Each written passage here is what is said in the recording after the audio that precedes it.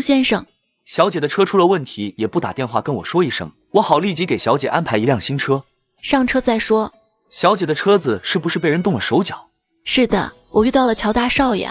乔大少爷的司机会修车，他帮我检查了一下，告诉我的车是被人动了手脚才会在半路上抛锚。方先生，这件事你去帮我查清楚，看看是谁干的。还有，知道这件事的人有多少人，都帮我查清楚。知道我的车被动手脚也不说出来，心思和在我车子上动手脚的人一样，都是看不得我好。小姐放心，我会查得清清楚楚的。小姐遇到了乔大少爷吗？乔大少爷刚好下班，路上遇到，他就帮了我一回，亲自送我来酒店，否则我迟到了，客户觉得我没有时间观念，对我印象极差，今晚的生意必定泡汤，明天我就会被我妈妈个狗血淋头，让我车子半路上抛锚。他们的目的就是想让我谈不成生意，肯定也盼着我出车祸，能在我的车子上动手的人也就他们几个了。小姐以后还是由我接送你上下班吧，小姐想去哪里我也能送你去，别忘了我是你的生活助理。你有更重要的事情要做，我让你去做的事，你也还没有交出让我满意的答卷。是我没用，到现在都交不出让小姐满意的答卷。也不是你没用，这件事过去了几十年，就算有证据，也被我妈毁得干干净净。当年的知情人估计也死光了，想调查清楚，拿到证据是很难的。宛城那边也没有证据，他们那边的势力更强，人脉更多。宛城那边这么久都没有动作吗？战印和海童的婚礼在即，海玲的新店刚开张营业，我那个表姐不想在这个时候坏了大家的兴致吧。也有可能，小姐要去参加战少的婚礼吗？战家没有给我们凤家送请柬，知道海童姐妹俩过得很好，我心里好过一点。乔大少爷对小姐是不是有想法？不可能，乔大少爷跟我说过，他很欣赏我，但对我没有感觉，提醒我不要对他有任何想法的，否则受伤的人必定是我。不过我是真的很欣赏乔大少爷。乔大少爷是很优秀，俊美多金，成熟沉稳，又是乔家的当家人，江城很多年轻的小姑娘见过了乔大少爷都会喜欢。那是，乔大少爷就是一块磁铁，走到哪里都能吸引着小姑娘的视线。不过我不是小姑娘，不会栽进去的。凤若就爱惨了乔大少爷，可惜乔大少爷正眼都不想瞧他。大小姐回来了。家主回来了吗？家主晚上没有应酬，下班后就直接回来了。阿晴回来了呀，你妈说你今晚去谈生意，我以为你需要谈到半夜3更才能回来的。谈妥了生意便回来了，爸希望我谈单生意谈到半夜3更吗？爸又不管公司的事，只是你妈平时需要应酬，谈生意的时候都很晚才能回来，你回来了也好，跟邹少认识一下，这位是咱们江城邹家的二少爷邹明呢。凤晴小姐。邹先生。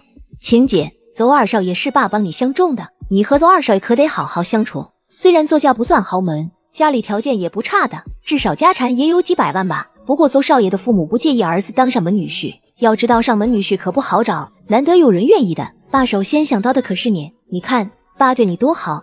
阿晴呀，邹少是个好男人，虽然他们邹家比不上我们凤家，但你以后是咱们凤氏家族的当家人，只能招个上门女婿。邹少很适合你，我们也知道你和乔少关系不错，但是乔少却不是你能肖想的，他那么优秀，绝对不会娶你当咱们凤家的上门女婿。邹少说了，只要你愿意和他来往，以后就安安心心的帮你打理好家务，让你无后顾之忧，像咱们爸一样。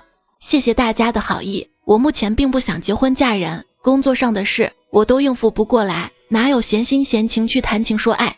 阿晴，谈恋爱并不影响你工作，邹少是个老实本分的好男人，只要你和他交往了，他会安安分分的，你需要他的时候他才会出现，不需要他的时候他是不会打扰你工作的。你也老大不小了，连个男朋友都没有，在江城你跟大家也不算熟，靠你自己怕是不好找到适合你的男人。爸看到邹少不错，就帮你们介绍介绍，牵红线。放心吧，爸是你的亲爸，你是我的亲生女儿，我不可能害你的。爸，我还没到30岁呢，不着急娶夫。我妈当年娶8进门的时候是多少岁？振华挤出来的笑容僵的不能再僵了。况且婚姻大事可不能随便，我对邹少没有那种感觉。强扭的瓜儿不会甜，我不会吃那扭的瓜。妈，我以后就算招婿上门，也希望我的丈夫是我自己挑选的，有点能力的，至少能帮我分忧解愁。我是不想要个像我爸这样的男人，空有其表。凤晴，你怎么说话的？我好歹是你的亲爸。家主，你看看阿晴这样说我，一点都不给我面子，我怎么不好了？我要是不好，你妈当年会选择我吗？是我说错话了，爸很好，很好，总行了吧？行了，那项目拿下来了吗？有90%，明天签了合同，那就是板上钉钉的事了。那就好，你这次干得不错，进步很大，妈还担心你谈不下来呢。过程都很顺利吧？去酒店的路上就不顺利，我的车子半路抛锚了，差点迟到。你的车子怎么会抛锚？多久没有做保养了？今晚的客户时间观念很强，很讨厌别人迟到的。你要是迟到了，等你赶到酒店，他都离开了。所以我拼命往酒店赶，在约定的时间内提前了5分钟到的酒店。这多亏了乔大少爷，我的车抛锚后，乔大少爷下班回家，看到我就送我去了广元大酒店。妈，乔大少爷帮了我明天想请他吃饭。阿晴，你和乔大少爷来往的密切了点儿，那是阿若最喜欢的男人，姐妹俩争夫不好听。妈，我和乔大少爷只是合眼缘，是朋友而已。我知道乔少不是和我们凤家。凤若听说乔涵送凤琴去酒店，就酸溜溜的。妈，我明天陪着凤琴去。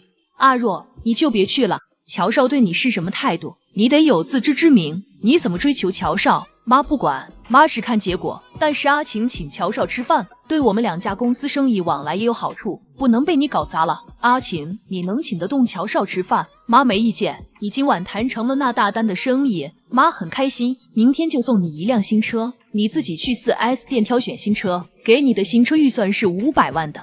妈，我的车都没有那么贵。你是妈的养女，我是妈的亲生女儿，好意思和我这个亲生女儿比吗？凤若，做人要有自知之明的。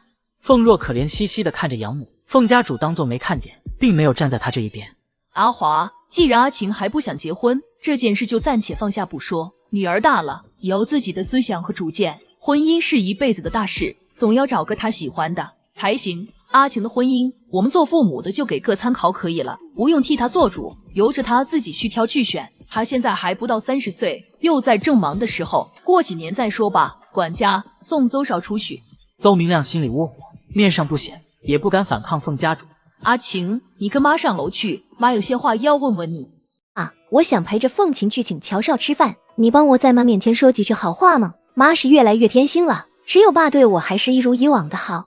阿若，你妈说过的话，爸也没有办法改变。你去找你妈说，爸真的没办法。你没听凤琴说，我是你妈娶进门的男人，娶进门的男人有什么家庭地位？爸，阿若，爸是真的没有办法。爸在家里是什么地位，你也知道的。车子抛锚是怎么回事？被人动了手脚。可有怀疑的对象？除了我爸和我的兄嫂们以及你最疼爱的凤若，我想不到其他人了。妈对凤若的感情线很复杂，不过咱们凤家的规矩不能变。妈应该让凤若回她的家里去。阿晴不是亲生的，始终不是亲生的，她还有点用，至少能给你练练刀，暂且留着。除了他们，我还怀疑吗？凤家主愣了一下，在没有查清楚之前，每个人都可以是你的怀疑对象，让人去查，只要有证有据，妈都站在你这一边。你与乔少真没可能，妈怎么觉得你们俩挺有缘分的，经常能遇到他，他对你也是另眼相看。妈，我和乔少就是朋友，乔少亲口和我说过，不要喜欢他，他不可能接受我。如果我像凤若那样喜欢他，最后受到伤害的人必定是我。做朋友还能长久一点。乔少不是和我们家做朋友就很好。那你可有喜欢的人？就是回家之前，你可有喜欢的人？如果有喜欢的人，跟妈说说，带回来让妈见一见。若是人品可以的，妈不会反对。家庭情况太好的，人家不会给我们当上门女婿；太差的，在结婚时给男方一大笔彩礼，买断了以后的来往，那样也不用担心被拖着吸血。你爷爷奶奶家里条件就是太差了，这么多年来，妈也帮扶了他们很多。我们凤家是有钱，但也不能当他们的吸血鬼。总之，你以后选择丈夫，太优秀的不行，太差的也不行，就挑个中等的。我没有喜欢的对象，唯一欣赏的就是乔大少爷，但我和乔大少爷不可能。慢慢找吧，我们是不好选择。此时凤家主拿出一个文件袋扔到了凤琴的面前。妈，这是什么？你自己打开来看看。凤家主此时神情变得严肃，让凤琴心里七上八下的，怀疑自己在背后做的事被亲妈知道了。她打开了袋子，是几张小票。妈，这是什么？这话该是妈问你吧？你偷偷去宛城做什么？做的还挺干净利落的。妈身边的生活助理费了9牛2虎之力，只拿到了几张小票，是你在宛城消费过的证据。您是不是听到了些传言，跑去宛城求证？是的，我不相信我妈是那么恶毒的人，怀疑是阴谋，想去宛城求证一下，但并没有找到我大 A 的2个女儿，不知道她们长什么样。凤家主脸色和缓了很多。不要管别人说什么，人家是不想让你上位，更不可能让凤若上位。咱们凤氏家族传承了100年，穷过富过，什么样的事情没有发生过？庞熙被我们嫡系压了那么多年，他们当然心有不甘，逮着机会就想上位。那些流言估计也是他们散播出去的。阿晴，虽然我们家和其他家族不一样，但是内斗不会少，除了你的生活助理，其他人你都不能相信。妈，我知道的。知道就好，回房休息吧，明天就送你一辆新车。谢谢妈，妈也早点休息。凤琴走了没2分钟，郑华便敲门而入。安凤，阿晴拿了什么？就几张小票，我心情不太好，你陪我到外面去走一走，赏赏夜景。怎么心情不好了？是不是阿晴惹你生气了？这孩子不在我们身边长大，始终跟我们不亲近。那是你偏心阿若，阿晴才是我们的亲生女儿，不管她在不在我们身边长大，咱们都要拎得清。是我偏心，你不也偏心阿若？阿若虽不是我们的亲生女儿，却是我们养大的，在我们身边20几年，不是亲生胜似亲生。阿晴回来后，阿若的待遇都下降了很多。以前她想要什么，想做什么，你都帮着她。现在呢，她明天想陪着阿晴去和乔少吃饭，你都不让她去。给阿晴买新车又不给她买，她委屈得很。刚才向我诉屈呢，凤琴感觉跟咱们都不像，这孩子有点高深莫测的感觉。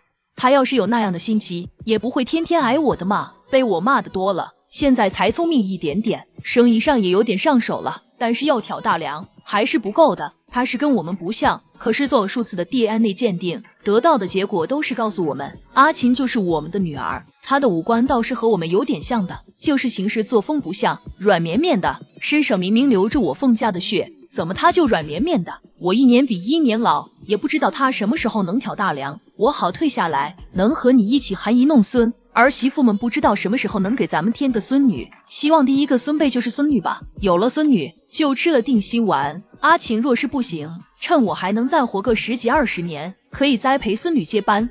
听了老七的话，郑华又在心里盘算着。你还没有说阿晴做了什么呢？你本来心情好好的，和阿晴说了话就不好了，是不是他怪我这个当爸的安排他相亲？那倒没有，就是他背着我做了些让我不开心的事，我的人竟然搜集不到有力的证据，有点郁闷而已。阿晴有这么厉害吗？我觉得不能，他那软绵绵的样子，怎么可能有这种本事？想来是方先生的功劳。方先生是你们家族训练出来的，各方面都很突出。像你身边的生活助理，我看到他都心悸，都劝过你不要太快将方先生安排到阿晴身边。他在乡下长大，没胆识，没眼光，以前从来没有接触过生意，你一下子就什么都交给他，那成呀？他要是嫁奴不了方先生，万一被方先生反仆为主呢？阿若是咱们养大的，你在阿若身上倾注了那么多的心血，也不见你将方先生交给阿若。我老了，撑不了多少年，总要安排妥当的。阿若终究不是我们的亲生女儿，凤家的100年家规不能改变。郑华撇嘴，换了个话题，哄着老七开心。小姐，对不起，我办事不力。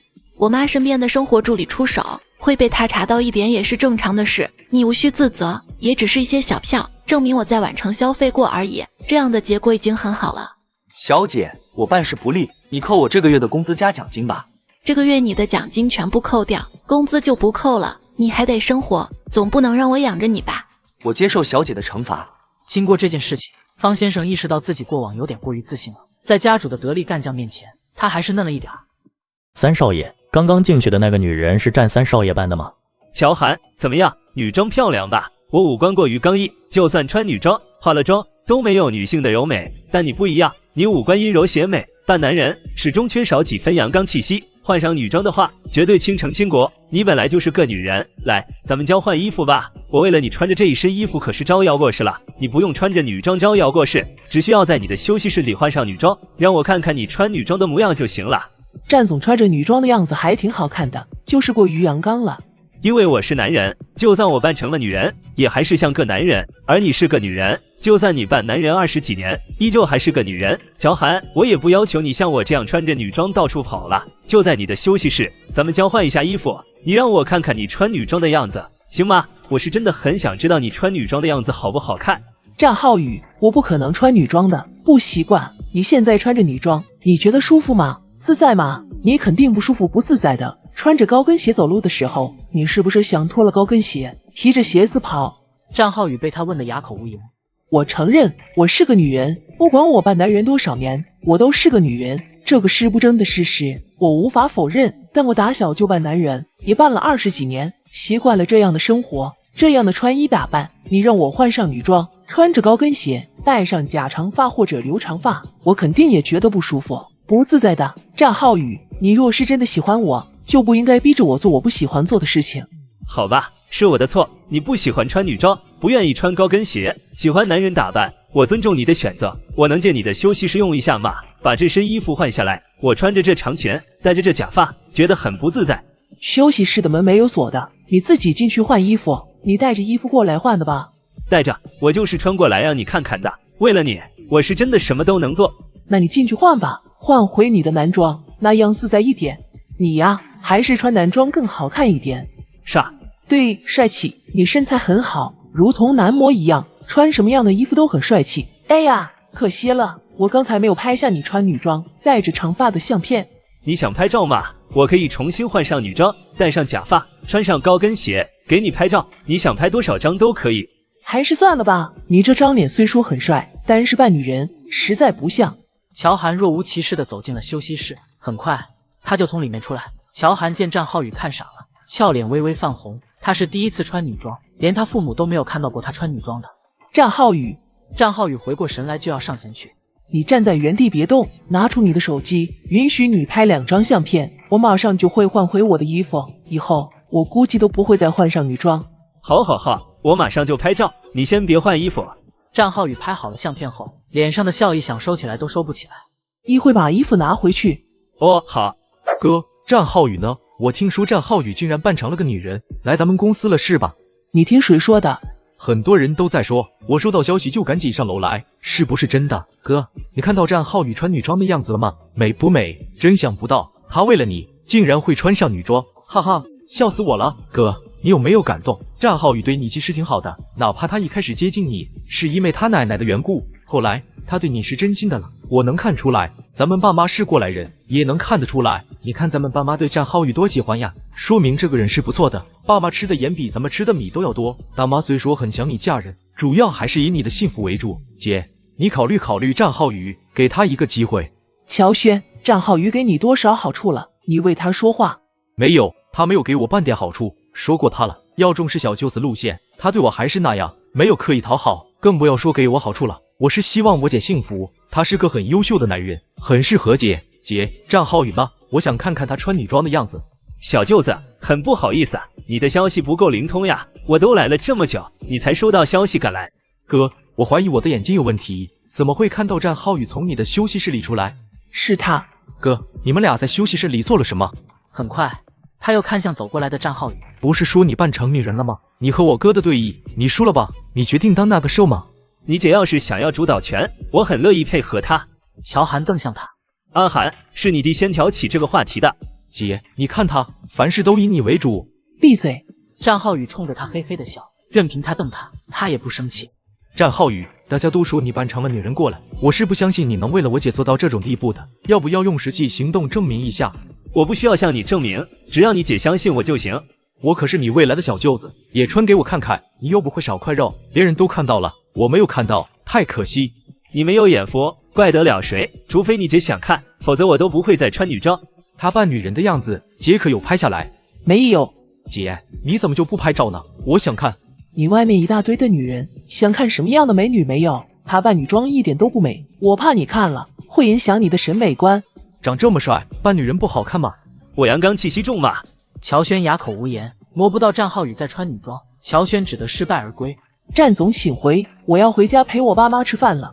我怪想乔叔和阿姨的，跟你一起回去陪他们吃饭。乔涵懒得回应他。对了，有件事忘记跟你说了。什么事？说吧，我听着。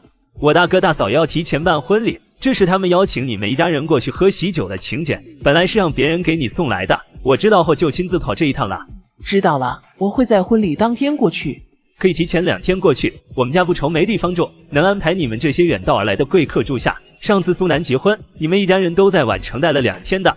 那我这几天加班加点，看看能不能挤出2、3天时间参加你大哥的婚礼。那还是算了吧，就婚礼当天你过去喝杯喜酒可以了。本来想你在宛城待几天，我带你到处玩玩的，你去哪里我就在哪里，回江城陪着你也可以，不必非在宛城。你一天到晚什么事都不用干了，你大哥还放心将你们战士集团的餐饮业交给你接手，哪天你们战士的餐饮业被挤出圈去，就是你的责任。天天无所事事，游手好闲的。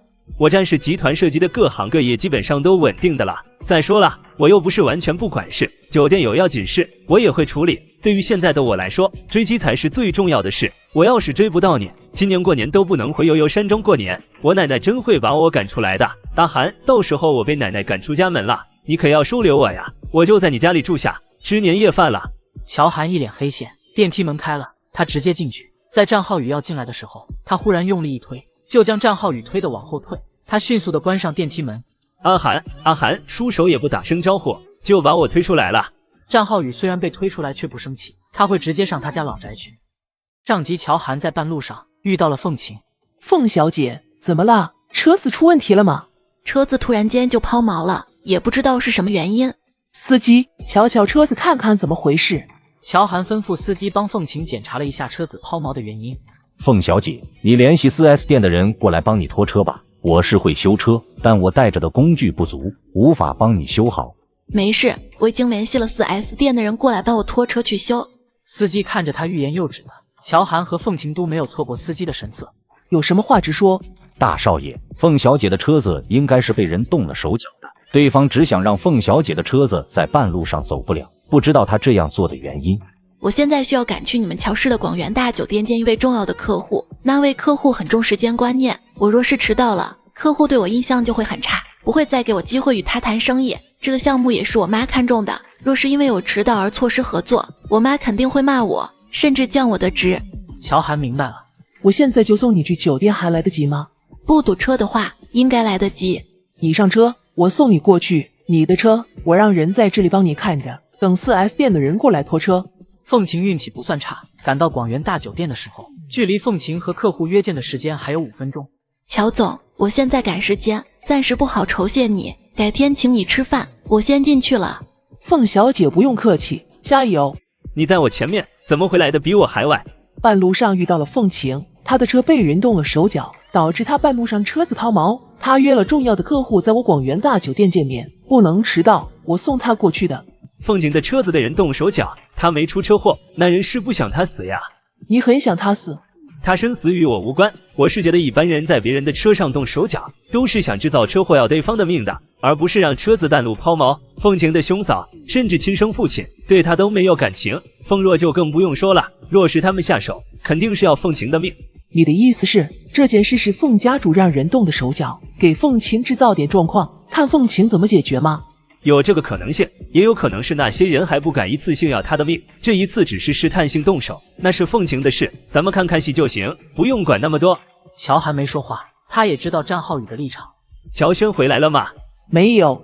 乔叔和阿姨也不在家，今晚就咱们俩一起吃饭。乔涵皱眉，他都提前打电话回家，结果他人回来了，父母却跑出去了。大涵，咱们吃饭，饭后我带你去看电影。我没有看过电影，没有时间。那今晚就去看，咱们好好的约约会。战浩宇说着拉他的手，这一次乔涵没有甩开战浩宇的手。这么热的天，去游泳吧。你确定？不确定。那我帮你确定，咱们先去游泳，然后去看一场电影，看完电影了再吃宵夜。你安排吧，我没有约过会。好，我安排，保证你今晚会开开心心的。和你在一起就很开心了，你有当开心果的潜质。乔涵的话不算甜言蜜语，听在战浩宇的耳里就是情话，甜入了他的心。我长了手，自己能夹菜吃，不用你帮我的。你看我的碗都堆满了你家的菜，我想吃口饭都吃不到，吃饭就吃饭，老看着我干嘛？我喜欢看着你，你就是我碗里的菜，我最喜欢的那道菜。除了我这道最喜欢的菜，你还有很多喜欢的菜是吧？没有，绝对没有，我就喜欢你这道菜，其他菜都不喜欢吃了。我们家的男人都喜欢吃独食的。吃独食和只吃一道菜不一样，你看我给你加了那么多菜，你都爱吃。战浩宇顿住，一时间都不知道该吃还是不该吃。你说我秀色可餐，不就没有这么多事了？赶紧吃。大喊，我对你是认真的，我只爱你一人。一生那么长，你能保证？我都不敢保证以后的事。我也知道说好听的话没什么用，只能用实际行动来证明，但你得给我这个机会证明给你看呀。你这是让我拿一生去赌？我也是用我的一生去赌。来，咱们比赛，谁吃的最快，吃的最多，一点都不浪费。若是你赢了，我跟你赌一生；你输了就算了。他阴路，战浩宇立即开始夹菜搭饭吃。你不能等等我的，等我说1、2、3开始才行。好吧，开始。两个人马上开吃，一阵风卷残云，定输赢。战浩宇吃的撑了，但他赢了。你撑的难受吗？难受，不过我赢了，你就要和我打赌。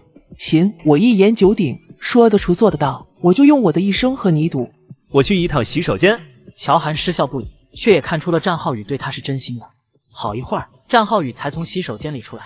需要去医院吗？不用，我没事，咱们出去散散步，消消食，然后再出门。走吧，我陪你出去散散步。就算想赢，也不要吃撑。你看你刚才上洗手间前，你也冷汗都出来了。为了我们一生的幸福，我肯定要拼的。现在还难受吗？不难受了，从洗手间里出来就好了很多。再走上几圈，我可能又饿了。我还以为你晚上的宵夜都省了呢。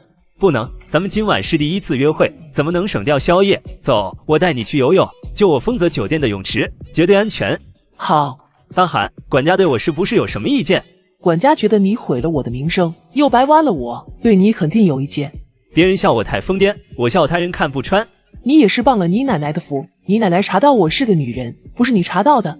是，我是傍了我奶奶的福，要不是我奶奶，的确不知道你是女人，更不会去追求你。当初收到奶奶给我的相片，让我去追求你，娶你为妻，我还以为我奶奶对我有意见，针对我，给我选了个男人当老婆呢，想让我变成同性恋。奶奶说你是个女人，我都不相信，看你的相片分明就是个俊美的男人，所以最先的时候我是很抗拒的，并不想追求你，怕别人说我同性恋。我最初不是一心想拆穿你女人的身份吗？可惜我没有那么大的本事，你扮男人的确是扮得滴水不漏的。想来我奶奶当初调查你，证明你是个女人也花了不少时间的。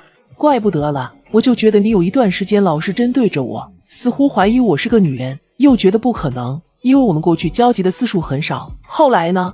是我的爱情顾问们建议我直接对你展开追求的，说我再花时间去证明你是个女人，我怕是一辈子都追不到你，那样是浪费时间。你的爱情顾问？我的兄弟，还有我大嫂。大少奶奶还会充当你们的爱情顾问吗？有什么奇怪的？我们兄弟感情好，大嫂加入我战家，也融入了我战家，是我战家的一份子，她自然也和我的兄弟们一样，看着我好的。你应该知道 A 氏君家的大少奶奶吧？我大嫂和她私交极好，可能是受她影响，也特别爱吃我们这些当小叔子的爱情大瓜。老话说得对，人都有八卦之心的。君家大少奶奶我知道，不过没有见过面。你大嫂我倒是接触过，挺舒服的一个人，就是看着她觉得很舒服。我奶奶的眼光不会差的，所以我们兄弟几个的人生大事都由着我奶奶来折腾。只要奶奶给我们选好了目标，我们都相信那必定是适合我们的女孩子。我奶奶老是骂我们这些猪不会拱白菜，还要她老人家给我们找白菜来拱，明明是她老人家心急，想抱曾孙女，催着我们结婚，心急的帮我们到处寻找目标。老人家都这样的，我爸妈不也一样？特别是对我爸妈是非常担心的。看到你，我爸妈比看到一座金山还要高兴，觉得我的人生大事总算有点苗头了。那是我很优秀。是，你是很优秀，非常优秀。两个人一路上说说笑笑的，很快到了丰泽大酒店。哥，大嫂还没有起来吗？还早，让她多睡会儿。你大嫂还是嗜睡，你这么早过来，有事吗？过来看看奶奶，也有点事情想问问奶奶。奶奶现在应该在后院练着太极，你去后院找找看。我先给你大嫂准备早餐，你要留下来吃早餐吗？大哥亲自下厨，我就厚着脸皮留下来蹭吃的。易阳这么早就来看奶奶了？小奶奶了，就早点过来看奶奶。奶奶，你怎么跳起广场舞来了？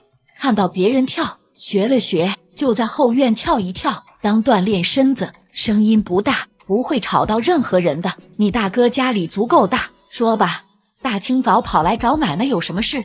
就是小奶奶了。你们是奶奶如同洪水猛兽，躲都来不及，不会主动贴上来的。在奶奶面前不用装，你们都是奶奶看着长大的，尾巴一翘就知道你们要上大号小号。也没什么事，就是最近老做梦，还都是同一个梦。在梦里我跟一个陌生女人纠缠不清，她不是奶奶给我找的那个女孩子。你能画出梦中那个女人的样子吗？猜到奶奶会这样问的，我来之前就凭着梦中的记忆画出来了。画得不错，像真的一样。你的丹青造诣又深一层。奶奶，是你做梦，是你有疑问，就该是你去了解清楚原因。问奶奶有什么用？奶奶又不是神仙，什么都知道。可是奶奶帮我挑好了媳妇儿的人选，相片都交给我了，我随时都会去追妻。偏偏奶奶给我选的人与我梦中纠缠的女人不是同一个人。咱们战家的男人不离婚，也不会养情妇，我可不想成为战家第一个对不起妻子的男人。说了，这是你的事，你去了解清楚，找出问题所在。你会做梦，是因为奶奶给你选好了媳妇人选，那你就去找她去。奶奶，你不疼我了，你总是说最喜欢的孙子就是老四了，舍得让你最喜欢的孙子成为战家第一个对不起妻子的男人吗？你肯定听错了，我最喜欢的孙子一直都是你大哥，阿印才是我最疼爱最喜欢的孙子。你们呀，都给你大哥靠边站吧。奶奶说过的，奶奶忘记了而已。奶奶，你可怜可怜我吧，我以后要是做出那样的事情来，我妈、我伯娘他们绝对不会饶了我的。放心，奶奶不会坐视不管的。我被我妈打的时候，奶奶会救我吗？都说了我不会坐视不管，好开了，看不到你被你妈揍，我还管什么？奶奶好偏心，大哥有点什么事，奶奶跑得比兔子还快，我有事，奶奶就不管了。那是自然，你大哥有点什么事，我跑过来看戏呀。你是不知道，看着你大哥啪啪打脸时有多爽。咋的？你也想让奶奶看你被啪啪打脸？奶奶，你能帮我换一个老婆吗？可以呀，前提是你得有个老婆。你现在一只公，连个女朋友都没有，奶奶就算有通天本事也无法帮你换一个老婆呀。奶奶，我说错话了，我的意思是说，奶奶能不能帮我换一个妻子人选？奶奶给我挑的那个女孩子都不是我梦中的那个。我想着，我和梦里的那个女人纠缠不休，肯定是有感情纠纷的。既然以后会和那个女孩子有感情纠纷，还不如一开始就娶了她，那样也不至于伤害了奶奶给我选定的好女孩。奶奶的眼光，我们兄弟几个都很相信，奶奶给我们挑选的妻子人选必定也是各方面都很优秀的人。那么优秀的女孩子，还是不要被我这个渣男伤害了才好。老四呀，你可以去问问你三哥，参考你三哥的。奶奶，我真不是为了逃避，奶奶一心一意为了我们兄弟几个考虑，我怎么可能会逃避啊？我是真的做了一段时间的梦，晚晚都是和画中的女孩子纠缠不休。奶奶还是那句话，在确定人选之前，奶奶做了很多调查的，他适合你，奶奶才会帮你定个目标。你都没有去见过他真人，没有了解过他，怎么知道他不适合你？这样吧，你若是能找到你梦中的那个女孩子，那奶奶给你定的目标，你可以放弃，奶奶不会怪你。人海茫茫，我去哪里找？苏腾都能在人海茫茫中遇到了程庆，他比你们都难，只要有缘有分，你们就能相遇，无缘无分，他在你面前你也认不出来。苏少主那是有大师指点，我没有大师指点，这样才有挑战性，事事都提前知道了，哪有惊喜？你三哥很快也能订婚了，老四你可得加油呀！奶奶年纪越来越大，是活一天算一天的人，奶奶就希望看到你们兄弟9个都结婚了，这样奶奶才有脸去跟你爷爷团聚。老七后面的那几个都还小着呢。羡慕老九吧，你有本事就返老还童去，变成几岁大的孩子，奶奶保证不会给你定目标啊，也不是不能，可以从小定下目标，从小养成。奶奶，我才28岁，不能说是老吧？很多人28岁都是2个孩子的爸爸了，你还不老？奶奶，你饿了吧？我们回去吃早餐。我大哥亲下厨准备早餐。我大哥对大嫂真的很好，我们很少有机会吃到大哥做的饭菜，我大嫂天天都能吃到。羡慕你大哥大嫂的好感情了吧？你也可以成为别人羡慕的对象。我都还没有见过奶奶帮我定的目标对象本人，谁知道与他合不合得来？况且我梦里还有个女人与我纠缠不休的，我现在也不知道我最后会娶了谁。按照奶奶的意思娶了我的目标，极有可能会背叛她。在我梦里与我纠缠不休的女子，又不是你奶奶帮我定的目标。奶奶，我太难了。车到山前必有路，船到桥头自然直。到了那个时候，你就知道该怎么选择了。现在想那么多做什么？等你大哥大嫂的婚礼过后，你就给我追妻去。反正你们兄弟几个，我都是给你们1年的时间。奶奶，就不能给我例外吗？你大哥都没有例外，他是我最疼爱的孙子呢。你看你大哥和彤彤就是刚好1年的时间办婚礼。战一阳彻底死了心。大哥需要帮忙吗？不用，你大嫂的嘴巴很刁，不是我做的，她能吃出来。奶奶回来了吗？奶奶在后院里跳广场舞，也不知道跟谁学的。奶奶跳广场舞也能锻炼身体，在家里跳又不会影响到别人。你找奶奶做什么？想让奶奶饶了我，我实在不想这么早结婚，原计划是35岁再结婚的。奶奶现在就给我了目标，1年期限结束我是29岁，离我原计划提早了几年。你和奶奶婆孙28年了，奶奶什么脾性你还不了解，净做些白费劲的事。我就是不死心，想试试，结果被打脸了吧？你大哥我当初不也是抗拒的很，最后却不得不和你大嫂闪婚。当然了，我现在很幸福，并不后悔当初的闪婚。你要煎蛋吗？要呀。想吃自己动手。大哥不顺手帮我准备早餐吗？你要是在外面多待一会儿，我就全都做好了。现在你提前进来，我准备好了3份的早餐，你好意思抢你奶奶以及你兄嫂的早餐吃吗？早知道我就在外面拖一会儿再进来，满以为能尝到大哥的手艺，结果还得我自己动手。你想到什么法子？大哥，以后我若成了咱们战家第1个离婚的男人，你这个当家人惩罚我的时候，可得手下留情呀。奶奶是怎么说的？奶奶说让我自己去求证，反正奶奶就是不管，都不知道我是不是奶奶亲生的孙子。她这是想让我成为战家第1个离婚的男人吧？奶奶肯定是拐杖养了，想揍人。我们太懂事，太孝顺，让他老人家想揍我们都找不到借口，就故意将我往渣男的路上推去，有借口把我揍得落花流水的。你这话让奶奶听见了，奶奶现在就能揍你揍得落花流水的。本来就是嘛。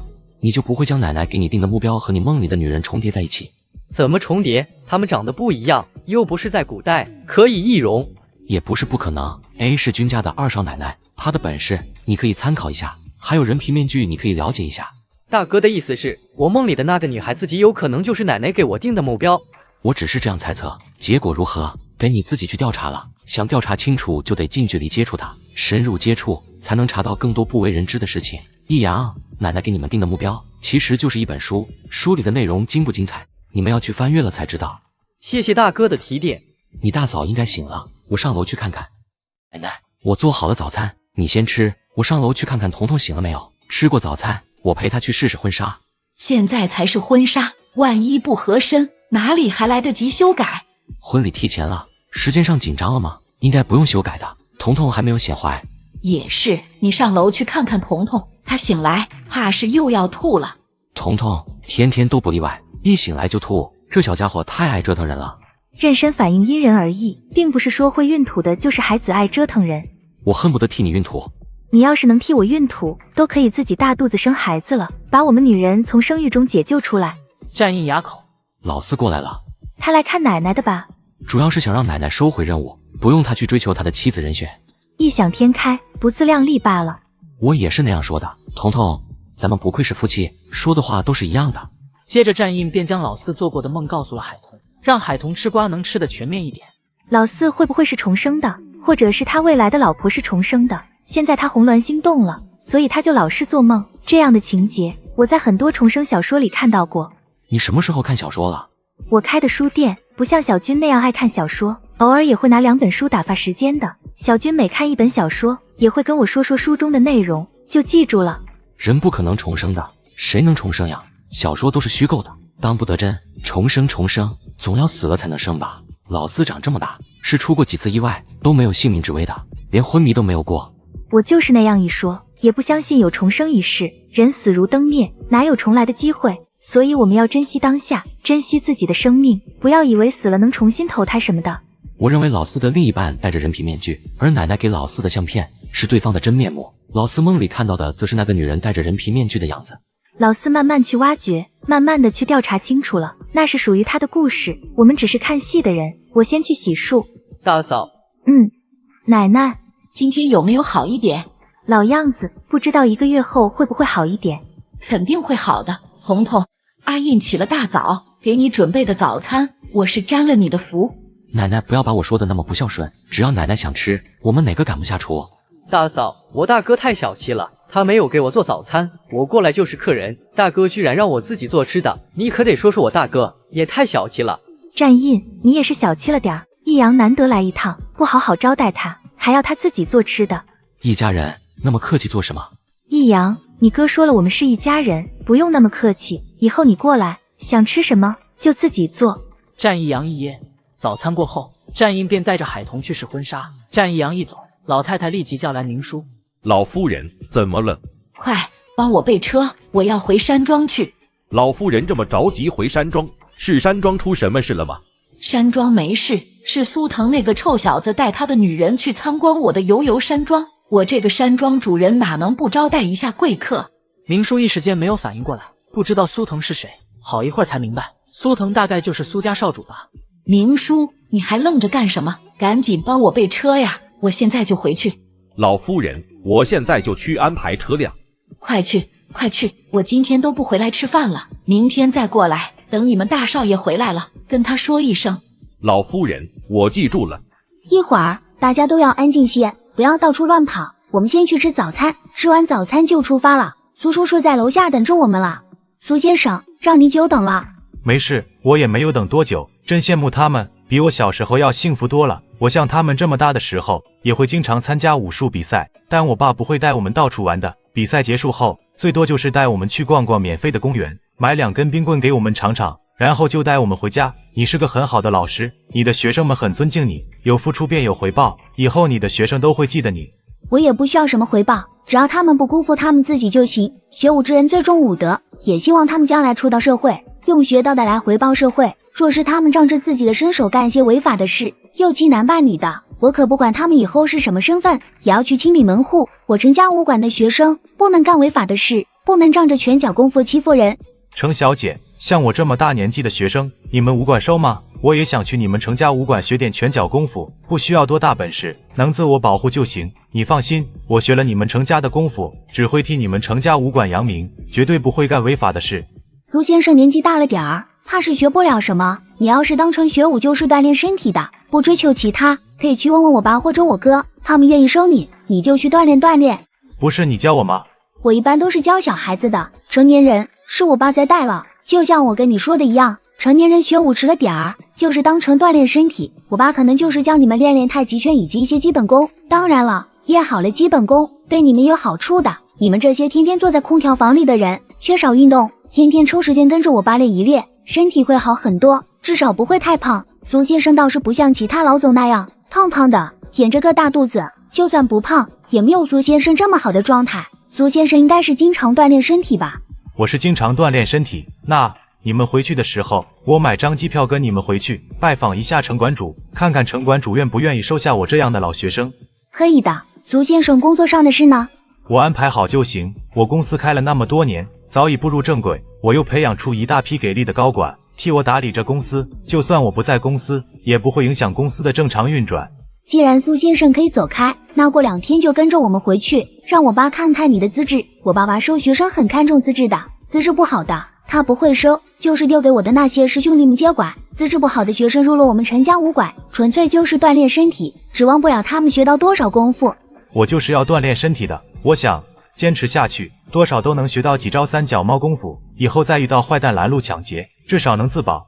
苏先生，命是最重要的，如果抢匪人数多，手里有力气，就舍弃钱财保住命。钱财是生不带来，死不带走的，舍弃了，保住了命，你还能赚到更多的钱。谢谢程小姐的提醒，我会的。以后若是再遇到那晚上的情况，肯定是先保住命。不过若是他们想伤我性命，自是奋起反抗。这个倒是，苏先生这样年轻便事有成，想来遭到不少人羡慕嫉妒恨的。你以后小心点便是。我爸要是肯收下你，你好好选，怎么着也会比普通人好很多。吃饱喝足后，苏腾化身为孩子王，带着程庆和10几个孩子出门去，在酒店门口遇到了自家堂弟苏南。苏南本想打招呼的，还没有开口说话，就看到苏腾别开了脸。聪明的苏南理解哥哥的暂时隐瞒。刚才那个男人我看着好眼熟，他是战少的得力干将，深得战少的信任。程庆两眼放光，扭身就要跑回酒店去。程小姐，你要做什么？是不是掉了什么东西？不是，你说那是战少的得力干将，我猜到他的身份了，那是苏总吧？苏总和战少一样出名，我俩晚晨之前也了解过，苏总的太太还是战大少奶奶的好闺蜜。我最是欣赏强者，苏总就是强者，我想着回去看看能不能偷拍几张苏总的相片。你现在跑回去怕是拍不到相片的了，他们早就进了电梯，下次有机会再拍吧。住在宛城大酒店，还是很容易偶遇到苏总的，他比战少接地气，站少婚后比婚前要接地气一点。估计没有机会的了，我又不是经常来宛城，要不是带孩子们过来比赛，我也不会来宛城，太远了。你欣赏强者，我觉得在商界我也属于强者。平时也有人想偷拍我，被我发现后都会要求对方删除相片。程小姐救过我的命，为了报答程小姐，程小姐想拍我都配合你。我们都是朋友了，你又要跟着我们回去拜我爸为师，以后见面的次数多的是，意义不一样的。我也很帅呀，程小姐不拍2张我的相片保存在你的手机相册里，以后可以翻出来看看帅哥。苏先生，你真逗，行，我现在就拍几张苏先生的帅照，也不枉我宛城此行了。程庆说着，还真的掏出手机对着苏腾拍了几个镜头。我只能在宛城逗留3、2天，就得回去了，孩子们的家长惦记着呢。以后有空你可以独自过来，玩上10天半月的，到时候提前给我电话，我帮你安排好住宿，带你到处玩，吃好吃的，尽尽地主之谊。怎么好意思麻烦你？我要是拜到你爸爸为师，在你们程家武馆学武，你就是我的师姐了，师弟招待师姐，那是理所当然的事。等你拜到我爸为师了再说吧。程馆主肯定会收我的，走，我们出发吧。吴总，程小姐，这位是游山庄的大管家杨叔，杨叔，这位是程小姐，云城程家武馆馆主的千金，是我的救命恩人。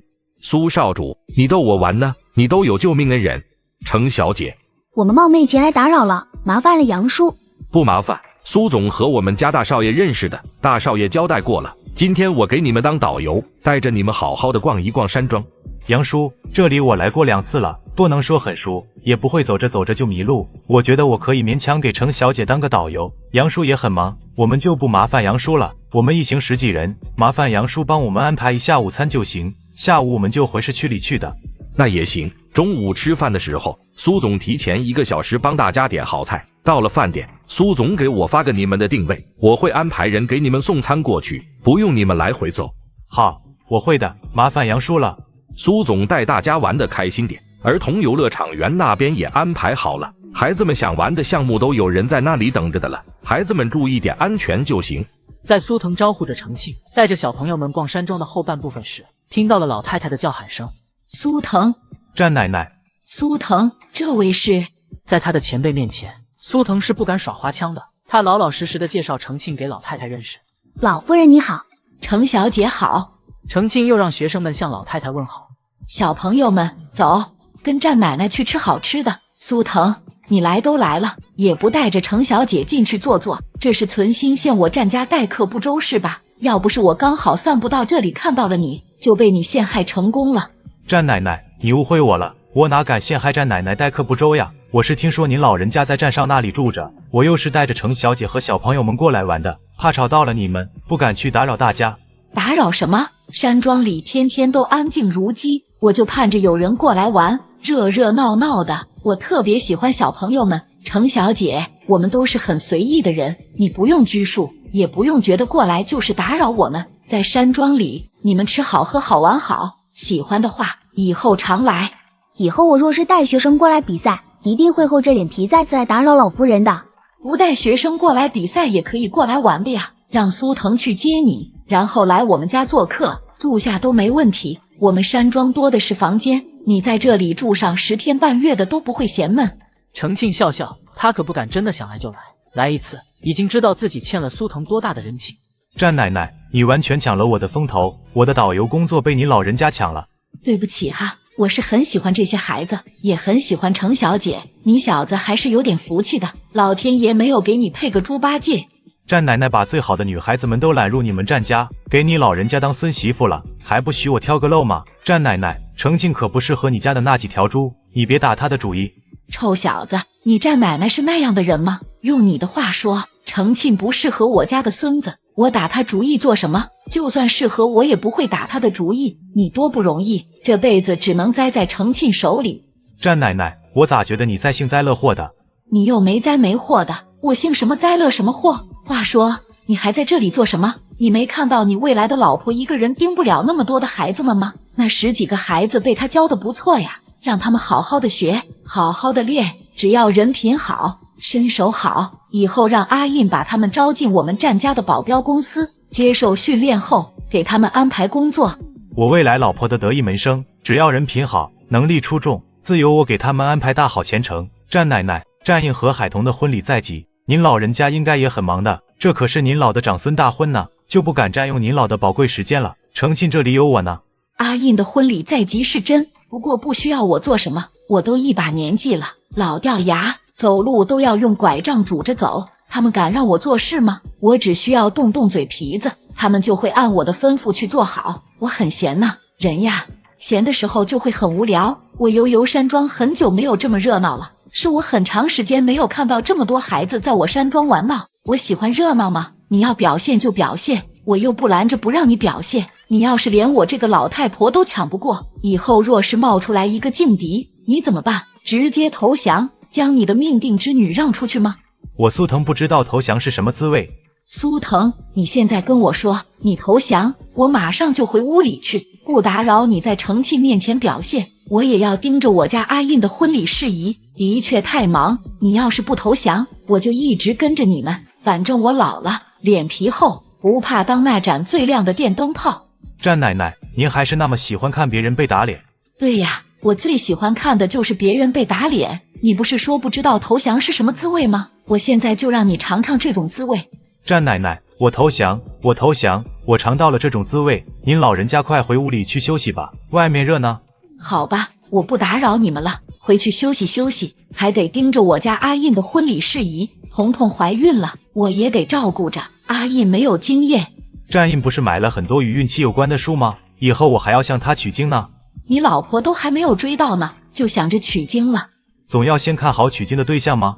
行，你们玩，我走了，不当电灯泡。看到老太太走了，苏腾松口气。程小姐，我看他们都懂得安全意识，不会出事的，咱们不用站在这里盯着，我们去那棵树底下坐坐，看着他们玩就行。老夫人呢？老夫人是战家的定海神针，战家的大事都需要她坐镇指挥的。战少的婚礼在即，老夫人忙着安排婚礼事宜呢。程小姐能不能多待几天？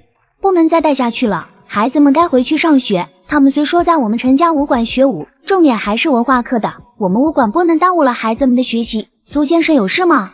提到了战少的婚礼，我记起了，我是接到了战少的请柬以及邀请的，不仅参加他的婚礼，还当伴郎。原本我是想跟着程小姐回去拜师学艺，锻炼一下身体的，现在得参加了战少的婚礼才能前往你们云城，我就想请程小姐多待几天，喝了战少的喜酒再回去。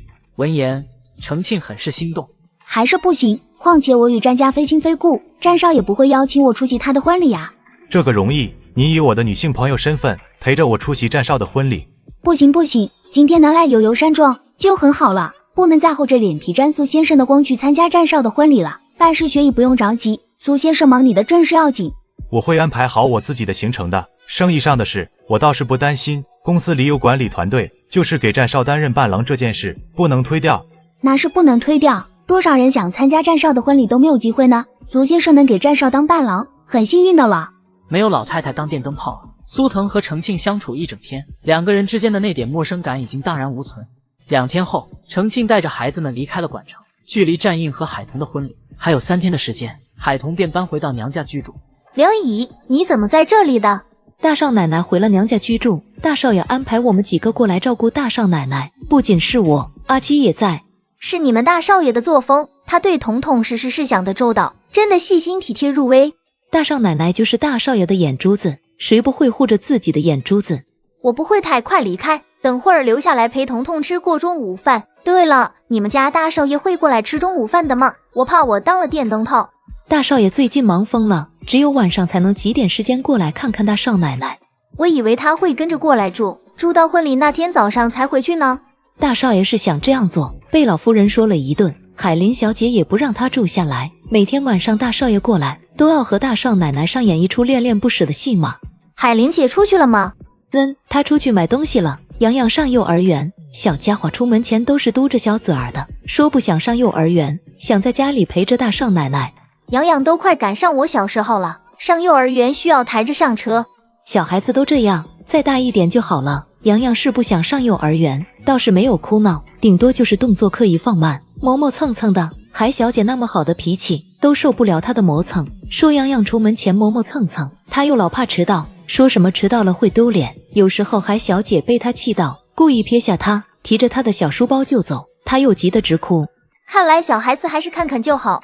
这倒是实话。看别人的孩子就觉得很可爱，恨不得自己也生10个8个的。等到自己有了孩子，亲自带娃的话，恨不得将孩子塞回肚子里去。商小姐，我们进去吧，大少奶奶见到你肯定会很开心的。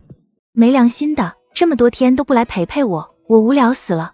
也没几天嘛，我这不是前2天又出差了一趟，上次谈了几次都没有谈下来的合作，前2天终于谈妥了，合同都签了，咱们又多了一位大客户。彤彤，我觉得咱们还得再扩大菜场的规模，你的意思怎么样？有生意当然好呀，等我的婚礼过后，我们再去看看哪里的田地愿意出租的，我们就承包下来。你现在揣着小战印，他肯让你跟着我到处跑吗？婚礼过后，你们俩不度蜜月，不出远门，就在咱们宛城也是可以的。计划是在莞城以及周边城市自驾游，就当做是度蜜月了。对了，你和君然的事怎么样了？我听慕晴说，他们一家子昨天去了你们家。君然的父母兄嫂来访，他们表足了态，我妈就完全松口了。我妈说由着我了，我想嫁给君然就嫁呗，还说我女大不中留，怕留来留去留成仇。其实我大姨早就同意的了，只是拉不下脸来。君然的家人来了，正好给我大姨一个台阶下。是苏少主横插一脚，我妈才松口的。虽说被苏少主追求那段时间，我挺烦的，又拿他没办法，却又不得不承认，苏少主那样做帮了我和君然大忙，有了对比就有了伤害。我妈忽然觉得君然更好，更适合我，宁愿我远嫁 A 市，也不愿意我嫁苏少主。那是苏少主那种特殊情况，不是谁都能杠得住的。苏少主的命定之女找到了。我知道呀，前几天苏少主还跟我家那位说了，想带程小姐去我们家游玩，战印答应了他。奶奶说程小姐简直就是文武双全的代表，与苏少主非常般配，还说就是程小姐那样的女孩子才能稳坐苏家少主夫人之位。奶奶还说程小姐的拳脚功夫非常厉害，说战印都不是她的对手，人家打小就习武的，是武学世家出身，战印就是半吊子，哪能比？我也是半吊子。战印听到你这样说他，脸都会绿。他向来自信得很，又傲，总以为他是天底下最优秀的男人。你说他拳脚功夫就是半吊子，他肯定不服的。不服就去向程小姐挑战呀，程小姐保管将他打得服服帖帖的。彤彤，我怎么觉得你很想让战印去向程小姐挑战？你要不是怀着身孕，是否也要去挑战一番？没有的事，我是有自知之明的。我这点三脚猫功夫，对付那些小混混容易，还得出其不意才能取胜。要是硬碰硬的话，我也赢不了。小飞，你和君然有计划订婚或者结婚了吗？我们计划先订婚。阿姨说，参加了你的婚礼后，回去他们就选个好日子过来下聘，然后订婚。结婚的日子也会一起选好，送过来让我们过过目。可以先订婚，年前或者年后办婚礼。可能你结婚的时候，我很不方便了。那我等你宝宝出生了，再和君然办婚礼。先订婚，然后领证，婚礼就迟一点再办，君然肯定没意见的。你也不用就着我的时间呀，这是你的人生大事，终身幸福。不行，我就要你参加我的婚礼，我见证你的幸福，也要你见证我的幸福，这样才公平吗？我妈娘家的亲戚，我就只有你和海玲姐2个表姐妹，你们姐妹俩谁都不能缺席我的婚礼。你一定要与君武少商量，看看君武少的意思，他要是不乐意，就不要为了我闹矛盾。小飞，我要的是你幸福快乐，不能因为我的个人原因影响你和君武少的人生大事。彤彤，你放心，我们不会的，我相信君然能够理解我的决定。况且我们俩的计划也是先订婚，不着急结婚的。彤彤，咱们不纠结我什么结婚的事，我今天过来主要是告诉你，我和君然的事基本上是定的了，就等选好了日子和他订婚。订婚夜，君然征求我的意思，是在宛城办还是回 A 市办？这是你们俩的事，你们俩商量好就行。我是想在宛城办的，我在宛城出生，在这里长大，熟悉这里的一切。去了 A 市，人生地不熟的，短时间内还没有融入他们家那边的圈子。但是君然是君家的五少爷，是叶总的亲弟弟，他订婚不在 A 市请客，别人会不会说他是我商家的上门女婿？他爱我，尊重我的所有决定。同样的，我也爱他，也要为他考虑，不能只想着我自己。马上就是你和战印的婚礼了，这几天我们大家都在忙着，我和君然订婚的事就推后再说吧。等你们的婚礼结束后，我和君然好好的商量商量。你们好好商量，走到今天，你们俩也不容易。当初战印的表弟唐先生就让君然如临大敌，视唐先生为最强劲的情敌，说唐永安看你的眼神充满了柔情蜜意。那是他草木皆兵，唐先生是觉得我和外界传言的不一样，看我的眼神多了点欣赏而已，他就认为唐先生爱我，担心我会被唐先生抢走，加上那是我妈安排撮合的。大少奶奶、君太太以及君大少奶奶带着2个孩子来了，快请。海玲姐不在家吗？我姐出去了，她的饭馆很忙，遇到了点急事，需要她去处理的。洋洋去上幼儿园了，小家伙出门前还在抱怨，说连他的姨丈都不用回公司上班了，为什么他一个小孩子却还要上幼儿园？他的姨丈是休婚假，跟他一个小孩子有什么关系？他就是觉得大人上班，小孩子上幼儿园才是正常的，要是大人不上班，他要上幼儿园，他就觉得不正常了。你这次不带龙婷过来？哦，龙婷也要上幼儿园，暑假去了你们那边一趟。洋洋回来后经常念叨着龙婷，有时候他做了错事，我姐还会拿龙婷和他比较。龙婷也经常念着洋洋的，还问我什么时候洋洋会再来家里玩。妍妍冲着我笑了。妍妍很少笑的，看来她很喜欢你这个小婶婶。妍妍的性格肯定像她爸，现在才几个月大不明显，再过几年就能看明白了。她平时不爱哭，安安静静的，但也很少。像爸爸也很好呀，他爸爸很优秀，看到你们带着2个孩子过来，我奶奶肯定很开心。可不是，老夫人抱着妍妍不撒手，我要不是妍妍的亲奶奶，都抢不过她老人家。也不知道我肚里这个是儿子还是女儿，大家都希望我这个是女儿，我的第六感告诉我，她是小小战印。儿女都好，不管是儿是女，只要管教好，培养成才，做父母的都享福。你看我也是2个儿子，没有女儿，我遗憾过，但我会有2个儿媳妇，儿媳妇当成女儿也是一样的，我是视晴晴如女儿看待的。小飞以后也是我的另一个女儿，我对小飞和晴晴一视同仁。妈，小飞的脸都红了。阿姨视我如女儿，我也会待阿姨如亲妈的。妈是幸福的，拥有你和晴晴2个女儿。大少奶奶，君5少来了。不是还没有到下班时间吗？君然怎么过来了？你在海童这里，君然哪里能安心上班？就算他人留在公司，心也是飞到你这里来，还不如干脆就来找你，省得他分神。大嫂又打趣我了。我和君5少也是熟的不能再熟的熟人了。5少来了，我不出去迎他也没事。小飞你去吧。我是你表姐，帮着你招待客人也可以。明明就是他心急的想出去，还要找个堂而皇之的理由，逗得大家又笑起来。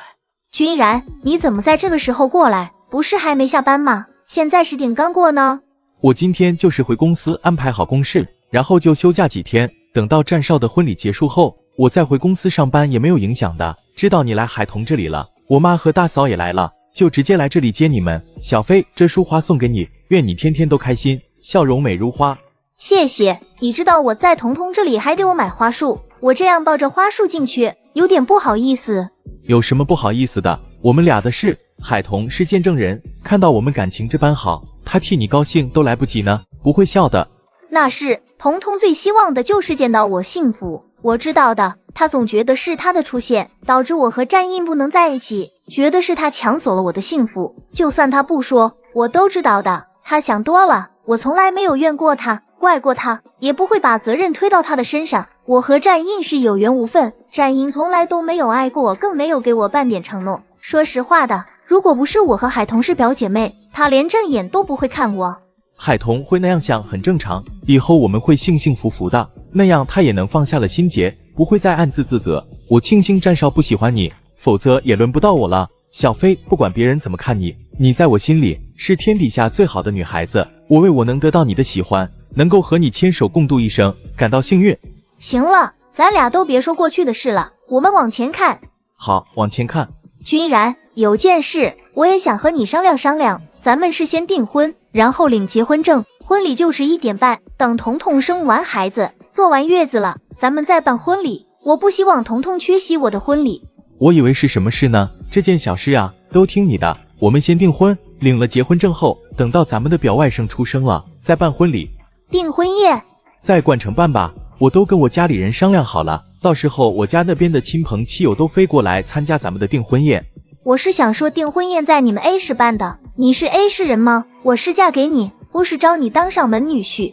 不管是在 A 市还是管城，都是一样的。我是想着我常年在管城，朋友也都在管城，你熟悉的也是管城，就在管城办订婚宴。我那边的亲戚坐飞机过来也不用多长时间，没什么影响的。等我家里选好了好日子，将日子单送过来给你爸妈过目。要是没有意见，就定下日子，我们就在管城办订婚宴，不改地儿了。小飞，日子是我们俩在过，过得好不好我们知道，不用管别人说什么。你向来都是不在乎别人怎么说的。我在乎你，爱你，所以在乎别人会怎么说你。说我倒是无所谓，我脸皮超级厚的，不怕别人说我。有你这句话，哪怕是让我上刀山下火海，我都心甘情愿。哪句别人说我是上门女婿，我也愿意给你们家当上门女婿。史阿姨说她有2个儿子了，不想多要1个儿子，不肯收我。商太太在见到未来的亲家后就想开了，只要女儿幸福就行。走吧，进屋里去。迎光临，先生，请问几位？我不是来吃饭的，我想见见你们海总。请问先生贵姓？找我们海总有事吗？我姓肖，肖恒。肖先生稍等，我去问问海总的意思。海总很忙，未必会见肖总的。没事，我在这里等着，麻烦你帮我问问海总的意思，谢谢了。没2分钟，服务员便出来了。肖先生，我们海总说不认识你，如果你不是过来谈业务的，你请回。麻烦你再去打扰一下海总，跟他说我是住在东山小区的。那晚以及隔天清晨，我因为喝醉了酒，吓到了海小姐，我今天过来是向她道歉的。服务员转身走向海玲的办公室。肖先生，海总请你进去。海玲看到萧恒，她都不敢相信这就是那个吓人的醉汉。剪了头发，刮了胡子，换上干净的衣服，萧恒有几分俊逸。海小姐你好，我是萧恒，我们在东山小区见过面的。萧先生你好，请坐。海小姐，那天我吓到了你和你的孩子，是我的错，我不该为了一个攀高枝把我抛弃的女人，不修边幅，天天喝得醉醺醺的，还吓到你们大家。我今天是过来向海小姐赔礼道歉的，对不起，真的对不起。其他被我吓到的人，我也会一一找上门去向他们赔礼道歉。萧先生的道歉我接受了，萧先生能醒悟过来，不再沉浸在过去的伤痛里，我也替萧先生感到高兴。天涯何处无芳草。是呀，天涯何处无芳草，不属于我的，我强求不来。萧先生的歉意我接受了，这束花我就不收了，请萧先生带走。萧恒也不勉强，缩回了手，然后将花束放在了桌上。海小姐，我今天过来除了向你赔礼道歉，还有一件事想请求海小姐帮忙。萧先生请说。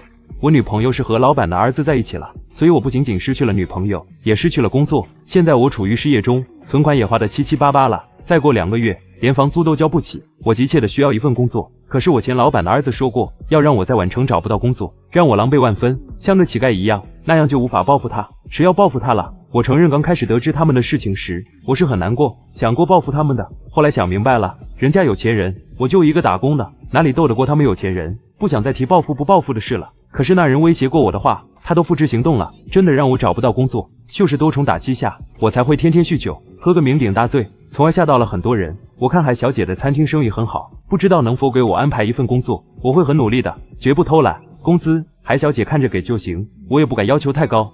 萧恒想着先进任女士餐厅上班，再来个近水楼台先得月。海小姐的妹妹是首富家的大少奶奶，我在海小姐的餐厅里上班，那些人才不敢对我怎么样，我才能在宛城安身立足。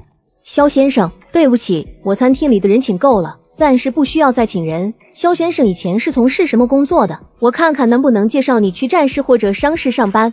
我就是一个普通的工人，又有点技术，在工模部的工模师傅，属于技术工吧，不敢肖想进大集团。那我还真的帮不到萧先生的忙了。谢谢海小姐，打扰了。萧恒也不等海玲回话，转身就走，步伐特别快。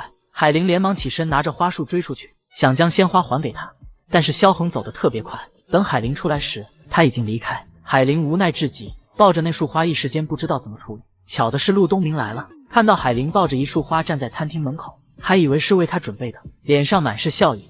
海玲，陆总你来了。今天怎么会想到给我准备一束花的？我的生日已经过了呢。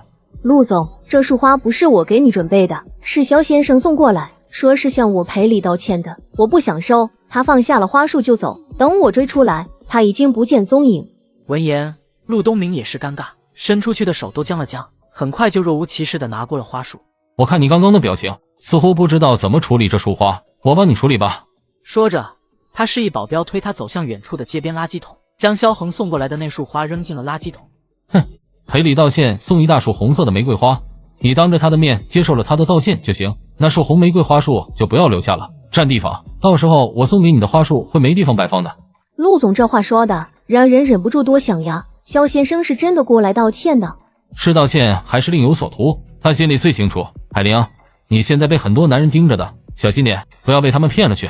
我在男人手里吃过了大亏，不会再轻易相信你们男人的。当然了，陆总，我还是相信的。陆总和他们不一样，陆总是过来吃饭的吧？我按照你的喜好帮你选好了菜单，也吩咐厨房里做了。陆总略等片刻便可以吃上，我得回家去了。我送你回去，在你家里吃饭，可以吗？我有很长时间没有尝过梁姨的厨艺了，怪想念的。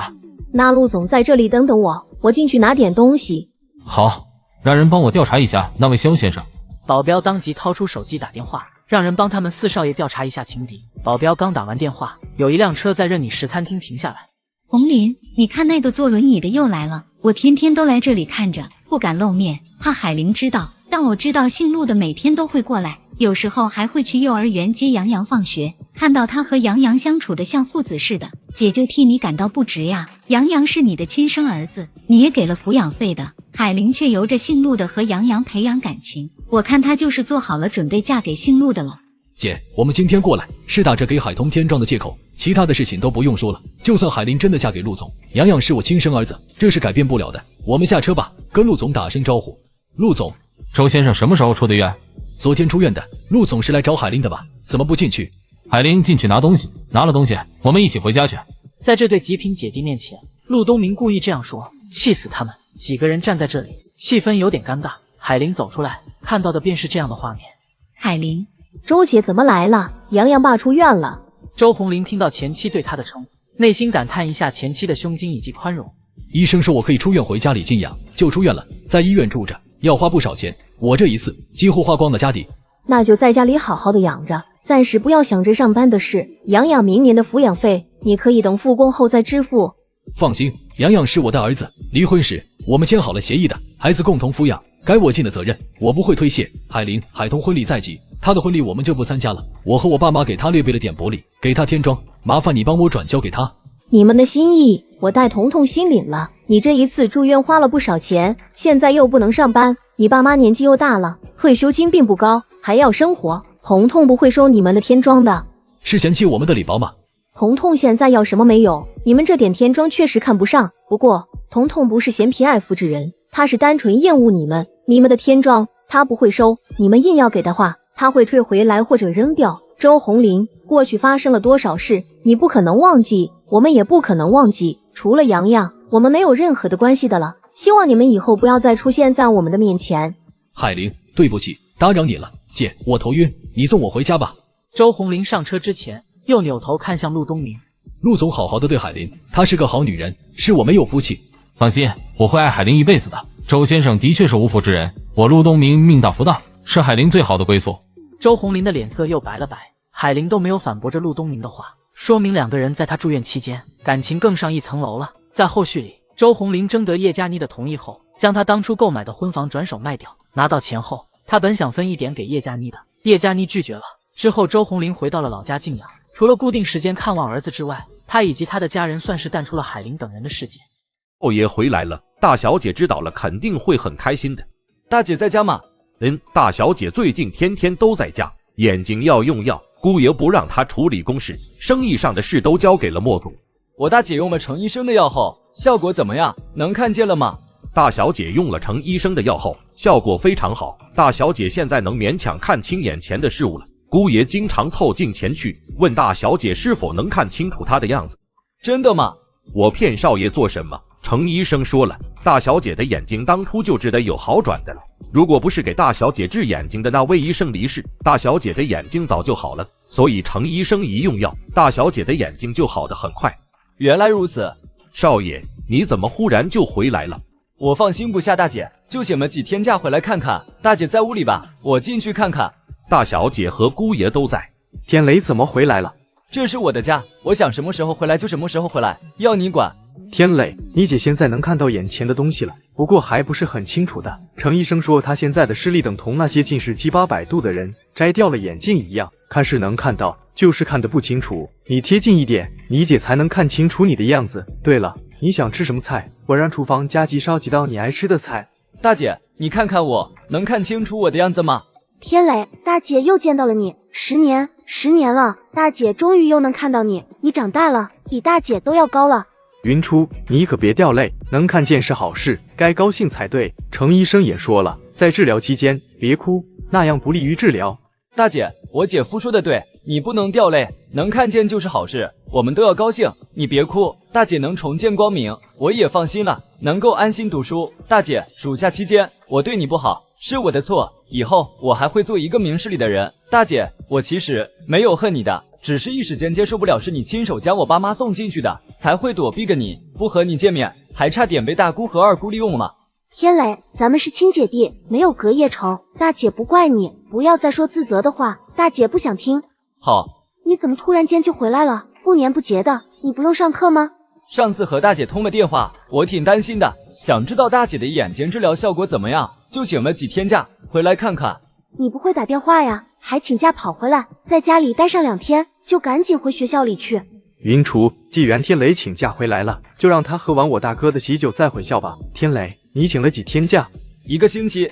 那就喝了你战大哥的喜酒再回校，以后没什么大事，不要请假，认真学习，寒暑假再回来，大姐安排你进公司实习，磨练磨练。大姐，我对经商不感兴趣。你想好大学毕业后做什么了吗？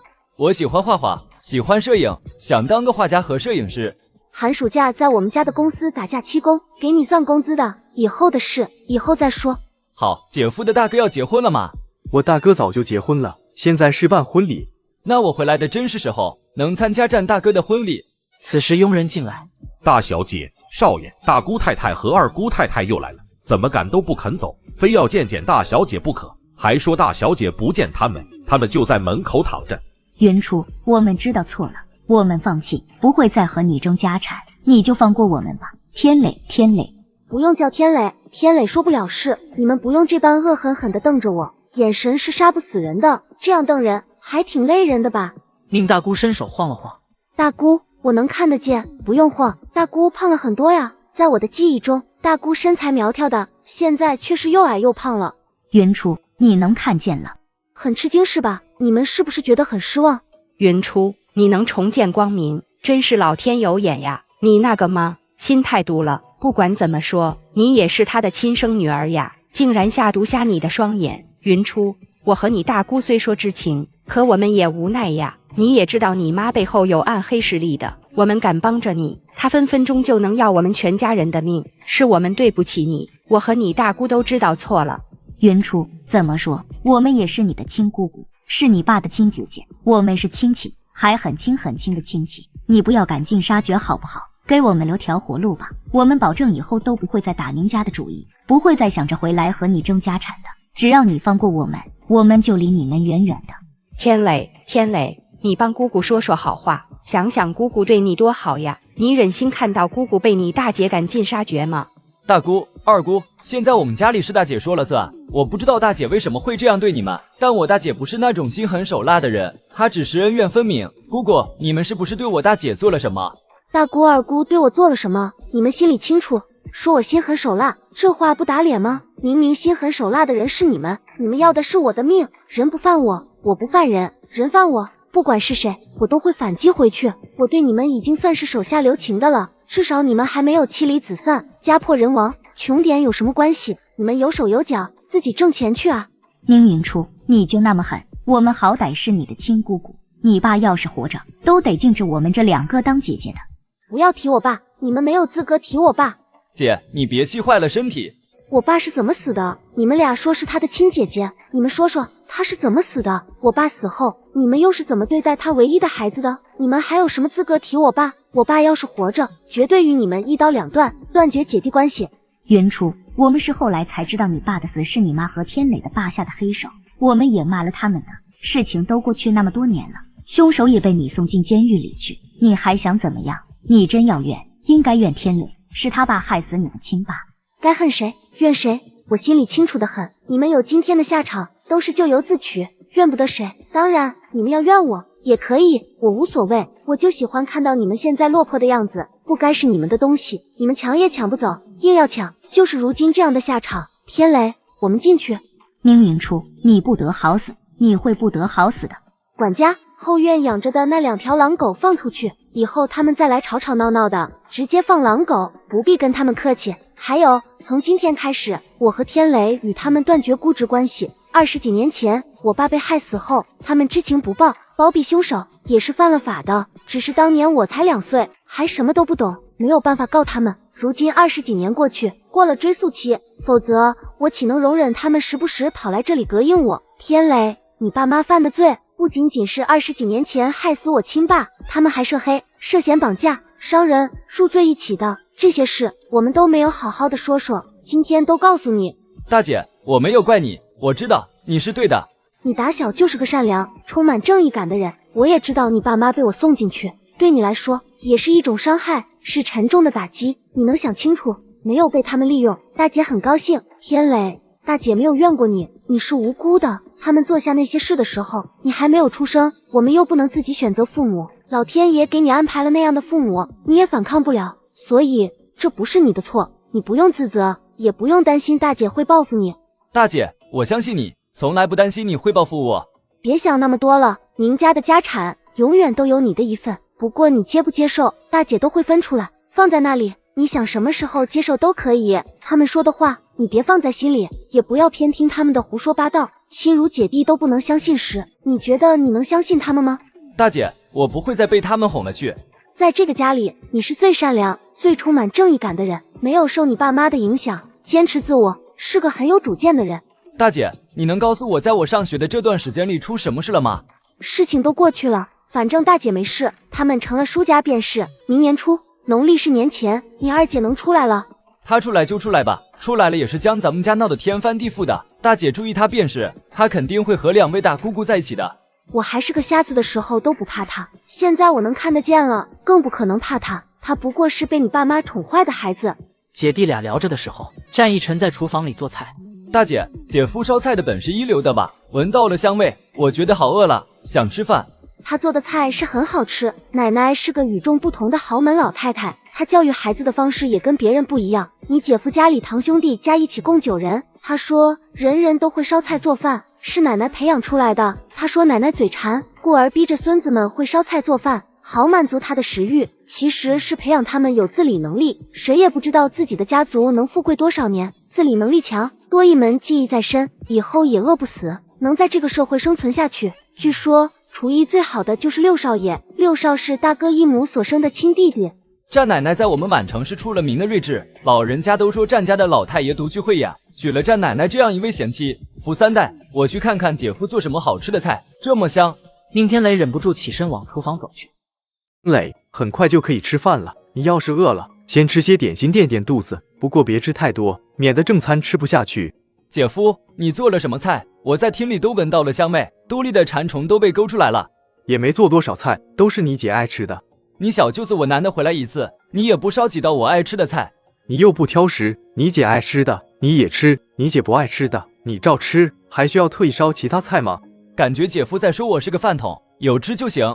我可没有说你是饭桶，你自己说的。你是不挑食吗？难道你挑食？不挑，姐夫有空教我学做饭呗。我随时有空，就看你有没有空。你还是个大学生呢，还要上学的。寒假回来，姐夫就教我。行，你想学做什么菜，只要你姐夫我会做的，都交给你，不藏私。谢谢姐夫，我姐姐是真的好福气。那是自然的。姐夫，以后就麻烦你多照顾我姐了。她是我的女人，我照顾她那是天经地义的事。放心吧，你姐夫我是个疼爱妻子的男人。你们俩还没有结婚呢？当初你姐说等她重见光明就可以办婚礼。她现在的视力在恢复中，程医生说到过年的时候就能恢复得很好了，那个时候办婚礼没问题，年底或者明年年初都可以。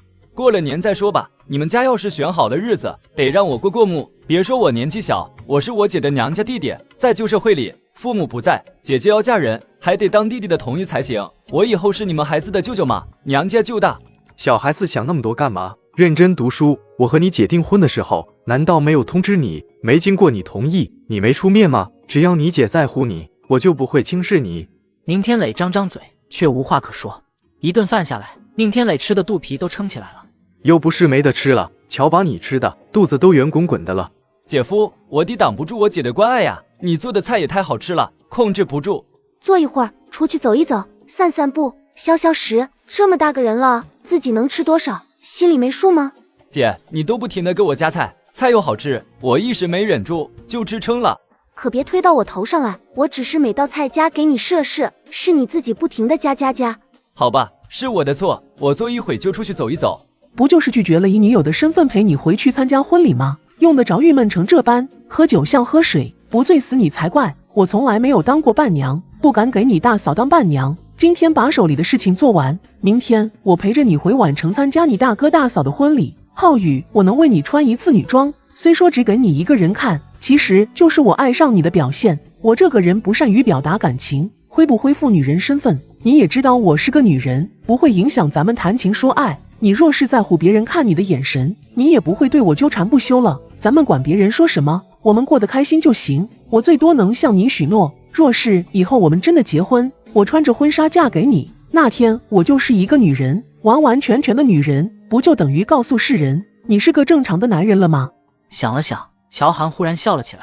别人会不会觉得我是被你逼迫着扮女人呢？你好好休息，我先回公司，晚上你要是醒来了，咱俩在一起吃饭，要是你还在睡，我就应酬去了。乔涵走出丰泽酒店的时候，又被凤若拦住了去路。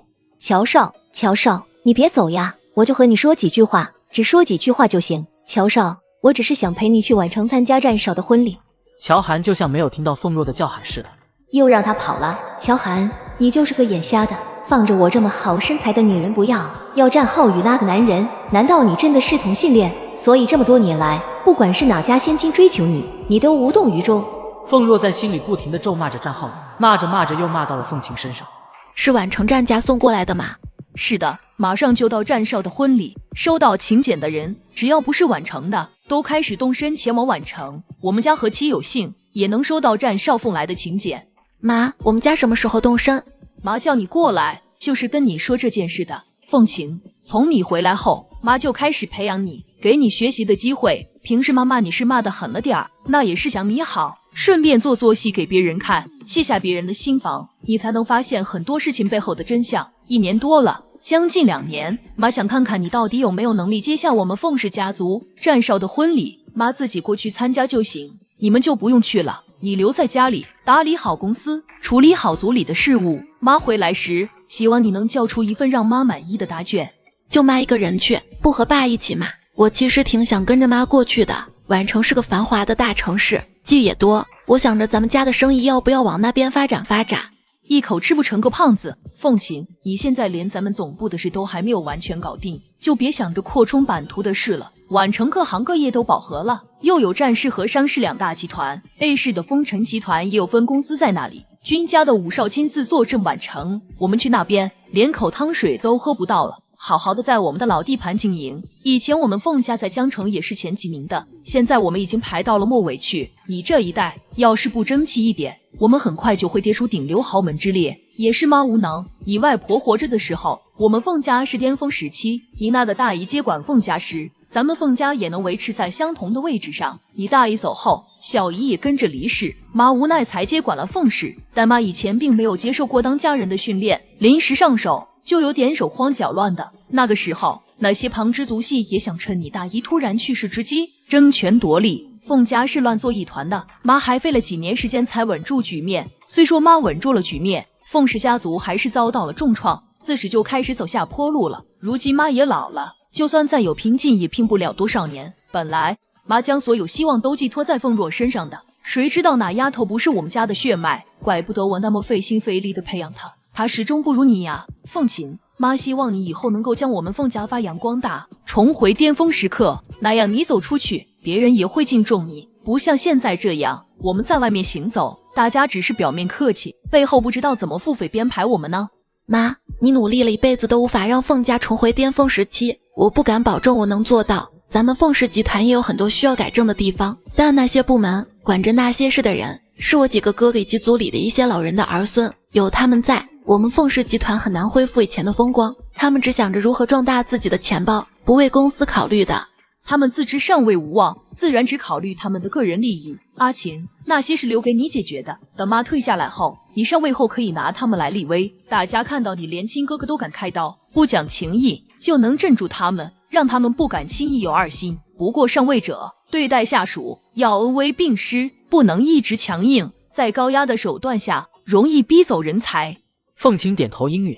所以你就留在家里好好的看管咱们家的生意吧，妈自己去宛城参加战少的婚礼就行。这么多年来，妈也累了，想放松放松。这一次去了宛城，会在那边待上一段时间再回来。宛城也有些好玩的地方，妈就当做是顺便旅游了。既然妈那么信任我，相信我能管好公司，那我就留下来看着家里。妈只管多玩几天。听说悠悠山庄就是宛城有名的游玩胜地，可惜不对外开放。这一次战少办婚礼，悠悠山庄应该会临时开放1-2天，招待贵客吧。去一趟还是可以的，想住在那里怕是不可能。宛城大酒店能够住下所有外地过去参加婚礼的贵客，除非和战家来往密切的人家，才有资格住进悠悠山庄吧。你们还年轻，多的是机会。妈年纪大了，可能去了这一次就不会再去宛城了。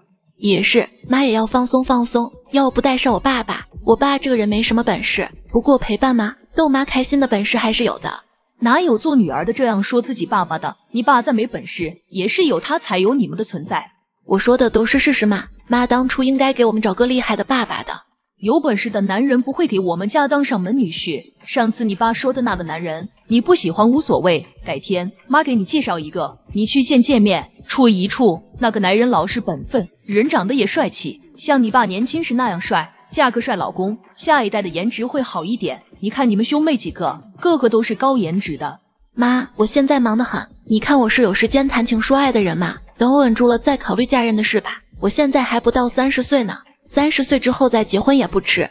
可不能30岁之后再嫁，到时候生娃很辛苦。若是你像妈这样连生3胎儿子才生了你这个女儿，你就要生到将近40岁，高龄产妇很辛苦的。除非你第一胎就生了女儿，有了接班人，后面再生1-2个，无论儿女都无所谓了。现在医学发达，我可以利用发达的医学，一胎就生个女儿的，不，一胎生2个女儿，这样安全一点。凤家主一行了，你回去做事吧。凤琴走后不久，凤若就闯进来了。说了多少次，进来之前要敲门，你总是左边耳进，右边耳出。妈，对不起，我忘记了。妈，我问你件事，咱们家有没有收到战家的请柬？收到了，如何？妈，我陪你去吧，我现在又不用打理公司的事，家族的事务更不用我管，我天天无所事事的，闲得发慌，正好陪妈过去。在乔少那里碰了灰吧？可不是，乔少就是一块硬骨头，我怎么啃也啃不下来。妈，你就带我过去吧，我已经好久没有出席过那么隆重的场合了。刚才我让秘书通知凤琴来见我，交代她要管好公司的事，我要出门一段时间，短则10天半月，长则1个月才会回来。凤琴是我的亲生女儿，我都不带她，你爸也在家里。妈，为什么不能带我？我也是你的女儿呀，你说过的，对我和凤琴一视同仁。妈决定了，不带你们任何人过去。妈是趁机会放松放松，想一个人好好的静一静。凤若嘟着嘴不说话了，见养女不高兴的样子，凤家主拿出一个锦盒。妈，这里有一条项链，很适合你和凤琴这些年轻女孩子佩戴的。凤琴对珠宝似乎不感兴趣，就送给你吧。凤若接过了锦盒，打开来看，看到项链很漂亮，顿时笑了起来。妈，我有了新项链，还得有新衣服搭配啊。你的衣帽间里多的是新衣服，多少衣服你买回来都没有上过身呢。说是这样说，他还是拿出一张银行卡，想买什么就买什么吧，别一脸不高兴的样子了。谢谢妈，还是妈对我最好。你是在妈身边长大的，哪怕咱们没有血缘关系，妈一直当你是亲生女儿看待，对你好过对凤琴的。可是妈却不让我回公司上班了，任由凤琴把我赶出公司。凤若，妈没有让你改回你亲爸的姓氏，还让你保留着凤姓，你就知足吧，再多的你就不要肖想了。别忘了，要不是你亲爸生出了野心，我的亲生女儿也不会在农村长大，是你抢走了我女儿的一切，如今不过是个归个位。妈想到你当时也是个小奶婴，并不知情，没有迁怒于你，又做了20几年的母女，还留你在身边，外面的人怎么说我，你不是不知道，妈对你怎么样，你心里没点数吗？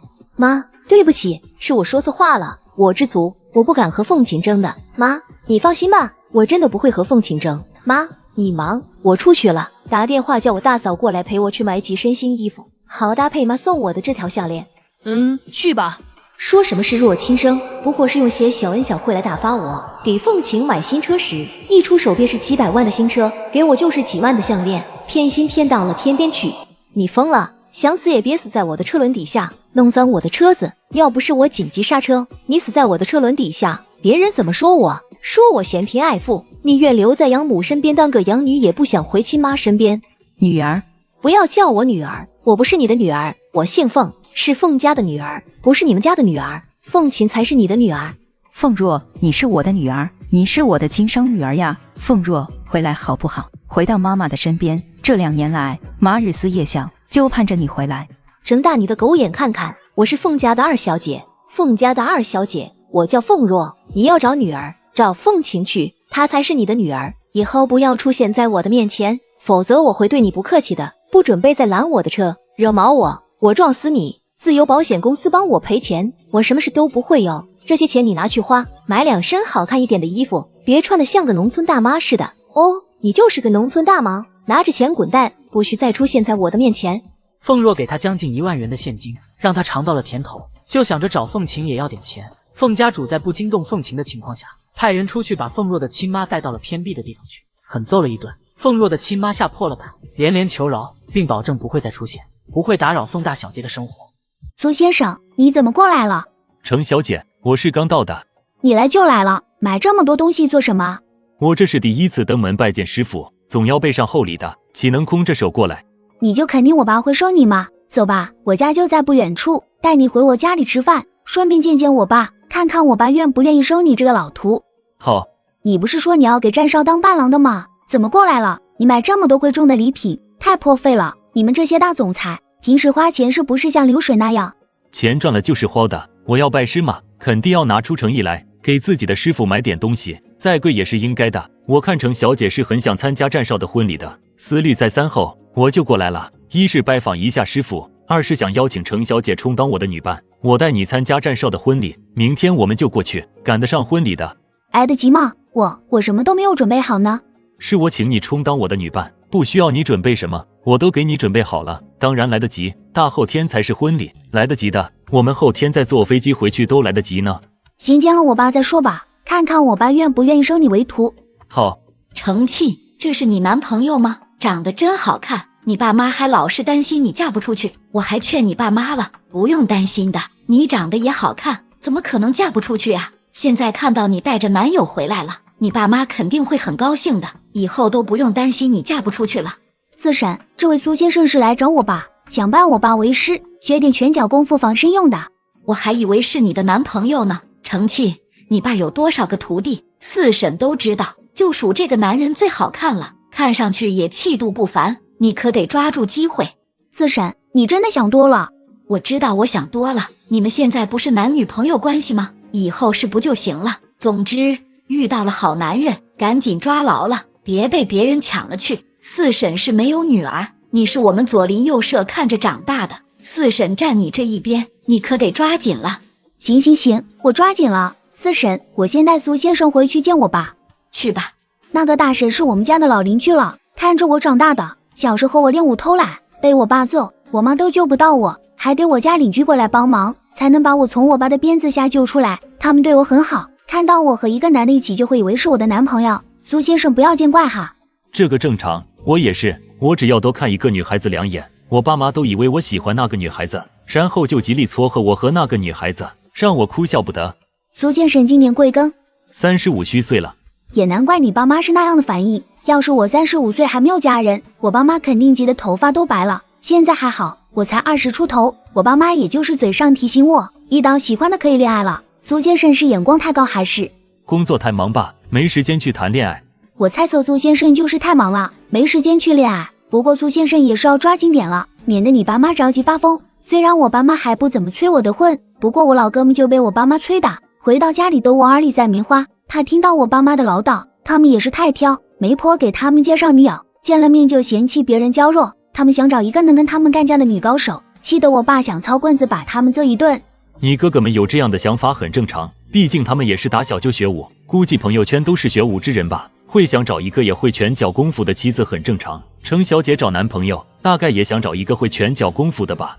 本能反应就是想找一个会拳脚功夫的，不过想一想后就觉得还是找一个普通人吧，那样不用担心婚后夫妻打架我会输的问题。不过也因为我打小就学武，又在自家武馆里当教练，导致媒婆帮我介绍男朋友都很困难。别人一听到我会拳脚功夫，还很厉害的那种，就不敢跟我见面，担心婚后会被我欺负了。有那种想法的男人，你也不用考虑，还没有见面就想着婚后吵架打架的事了。好男人娶老婆都是娶回家里宠着的。就拿我们宛城的战少来说吧，战少其实也会拳脚功夫，身手还挺不错的。他老婆虽然也会几招三脚猫的功夫，但夫妻俩若是干架，他老婆必输无疑的。人家动过手了吗？战少从来就没有想过对他的老婆动手，他只想着怎么对他老婆好，怎么宠着老婆，让老婆开心。他付出了真心，也得到了真心的回报。如今夫妻俩恩爱的让人羡慕死了，我都羡慕他们。苏先生想的和我想的一样，我就是这样和我父母说的。我妈还一个劲的怪我爸让我打小习武，说什么我是女孩子，会几招防身就行了，没必要练成武林高手。说我现在24岁还无人问津，就是我爸害到的。那是你缘分未到，缘分来了，你挡都挡不住。就是有缘千里来相会，无缘相见不相识。我才24岁，又不是34岁，说不定我的另一半在前面等着我呢。走吧，前边不远就是我家了。啊，这就是我家。我以为你家里会贴个大大的5字呢。以前是贴了一个大大的5字的，被我妈撕了。我爸贴一次，我妈就撕一次。我妈说在武馆里贴满了，她都不管，但自己家里就不能贴那些与学武有关的。再后来，我爸就不贴了。家里怎么不揪着我吗？他不插手，免得夫妻俩闹矛盾。我爸身手很厉害，却会被我妈追着跑出几条街。大家都知道我爸是个妻管严。爸妈，我们家来客人了。谁来了？程母还在厨房里烧着菜。程父听到女儿的叫喊，边应声边从屋里走出来。爸，这位苏先生是宛城过来的，我在宛城曾经帮过他解决了一个小麻烦。他听说咱们家开武馆的，爸身手了得，就想过来拜师学武。拜师学武？爸，咱们进屋里再说。苏先生太客气了。程小姐救过我的，那晚我应酬回家的路上遇到了抢匪，差点出大事，是程小姐路过，仗义的帮我打趴了那些抢匪，再帮我报警把那些抢匪抓了。第一次冒昧登门，打扰程叔了。我们家程庆一向侠义心肠，一点小事苏先生不用放在心上的，以后过来别这么破费了。闺女，你去给苏先生沏壶茶过来。此时程母从厨房里出来，程庆向苏腾介绍母亲，在程庆介绍后，他礼貌地问好。程母没听到刚才的对话，以为是女儿交到男友带回来见家长的。苏先生先坐坐，我去做饭。苏先生待会儿一起吃饭。阿姨先忙，是我冒昧过来，打扰大家了。不打扰，不打扰。程庆要洗茶壶，便跟着母亲进了厨房。那是你男朋友吗？什么时候交往的？交往了多长时间？我怎么没看到你出去约会过？现在是带他回来见家长的。在问着女儿一连串问题时，程母还掏出手机打电话给儿子。你们再回来的时候，去买几样蔬菜回来。你妹妹带着男友回来见家长了，还有你们也赶紧回来。妈，苏先生不是我的男朋友，他是来拜师学艺的。不过让我哥买点蔬菜回来是可以的，来者是客嘛，有客人来了总要加菜的。妈，叫哥去给我打包1份虾饼，1份南瓜饼回来。程母挂了电话。那不是你的男朋友吗？当然不是了，我和苏先生认识也没几天，他怎么可能是我的男朋友？拜师学艺的，直接去武馆报名就行了，跑到咱们家来做什么？还穿得那么好，提着大包小包的登门，搞得我以为是未来女婿登门了呢。幸好你解释了，否则妈一通电话打出去，一会儿咱们家的亲戚朋友都过来吃饭，那就丢脸了。程母很失望的样子，不过很快她又开心起来。程庆，那位苏先生还单着的吧？不管他能不能入咱们家的武馆学功夫，也算是认识了，你可以和他来往，说不定以后能擦出火花呢。妈，苏先生是位大总裁，随便开出一辆车来都是几百万的豪车，门槛高着呢。我与他现实差距大，况且我也不想嫁豪门。还有，他比我大很多的，他都35虚岁了，说周岁有34岁，论周岁算的话，他都比我大了足足10岁，我叫他叔叔都可以。叫叔叔太老了，叫他哥哥还差不多。你大哥不就比你大了8岁？8岁和10岁差距也不大，他保养得很好呀，看上去像20出头的小伙子一样，比你大哥瞧着年轻多了。妈，人家是想来学艺的，其他的别说了，这话你在我面前说说就好，以后不要再说了，传出去，人家还以为我多恨嫁呢。你24岁了，嫁人也是合适的，不想早嫁，可以找个靠谱的男人谈着恋爱。忘了，你是连恋爱都没有试过味道的。哎，愁死人了！你说你爸当初干嘛让你小年纪就学功夫呀？害得你从上幼儿园开始就是打架大王，还没有输过。妈，你不用着急的，你不是帮我算过命吗？说我缘分到了，自然会嫁出去，还说我能嫁得很好，很富贵的呢。妈要操心，还是先操心我2位哥哥吧。大哥都32岁了，二哥也有28岁，他们先娶妻，我再出嫁。都不知道你们年轻人是怎么想的。我们以前那个年代，成年了就会考虑婚姻大事，男大当婚，女大当嫁是正常的事。到了你们这一代，男大不想当婚，女大不想当嫁，就算嫁了的，也不想多生，顶多就生1个娃，那多孤单寂寞呀。咱们国人是讲究多子多福的，好歹得生2个孩子呀，那样不至于太孤独。等到父母年纪大了，需要你们养老时，有兄弟姐妹的，可以商量商量，不用自己一个人扛着所有压力。商量着把管吗？妈也不看看现在的年轻人生活压力有多大，房贷、车贷都能压死人。一般人买一套房能花光2代人的积蓄，消费又高，养一个孩子的成本更是高的离谱。可不像你们以前那样，养娃不饿着就行。现在很卷的，从幼儿园开始就卷了，压力那么大，自己一个人生活都容易被压力压得喘不过气来，更不要说养娃，负担老人，还各种贷，谁还敢生？我们家的条件是很好的了，但不是所有人都有咱们家这样的条件。程母顿时不说话了。苏先生，请喝茶。程小姐，不用拿那么多东西了。没什么，就是一些水果和零食，我们还没有做好饭。苏先生远道而来，估计也饿了，先吃些点心垫垫肚。爸，你和苏先生聊，我进去帮我妈做饭。程小姐身手了得，人美心善，还出得厅堂，入得厨房。程馆主教导有方。苏先生过奖了，不过我们家程庆是很不错。我闺女说苏先生想拜师学艺。苏先生今年多大了？我是想拜师学艺，年岁就大了一点。当初我跟程小姐说的时候，程小姐给我打过预防针的，说我年纪大了，怕是只能学到点基本功，当锻炼身体的。程馆主，你看我是不是只能练基本功？哦，我今年34周岁。苏先生这个年纪才开始学武是迟了点，不管是什么年纪，刚进我们家武馆学功夫，都是从练基本功开始的，练成什么样子，得看个人的天赋。我现在处于半退休状态，一般情况下是不收徒的了，除非很有天赋的练武奇才，也需要是年纪小的那种。程父是不打算收苏腾为徒的，但苏腾大老远过来，又是大总裁，差点被人抢劫过。程父沉吟片刻，苏先生可以先跟着我武馆的初学者练基本功，练好了基本功，再学些浅显的招数，对付一般的人还是可以的。不过练武不是1天2天的事，苏先生工作那么忙，怕是腾不出那么多时间天天练着，不练就算教你神功都没用。最好的办法就是苏先生请几名保镖吧。我武馆有些孩子大学毕业后还没有找到工作的，可以给苏先生当保镖，他们一般都在我武馆学了10几年功夫的，给苏先生当保镖绝对可以。程父这样说，苏腾便明白程父是不想收他为徒，好在他也早有心理准备。程馆主，我的生意是做得很大，不过我公司里也有可靠的管理团队，就算我1年半载不回公司也没事。我想着还是先自己练练看，看看我能练到哪种程度吧。保镖也需要请，到时候麻烦程馆主帮我介绍几个人品好、身手好的小伙子给我当保镖，福利待遇跟我公司的普通白领一样，干得好，我不会亏待他们的。苏先生既然决定了，那就试试吧。现在天快黑了，苏先生又是远道而来，先休息休息，明天再带苏先生去我们家武馆参观参观。苏先生确定自己可以吃下练武的苦，再做决定。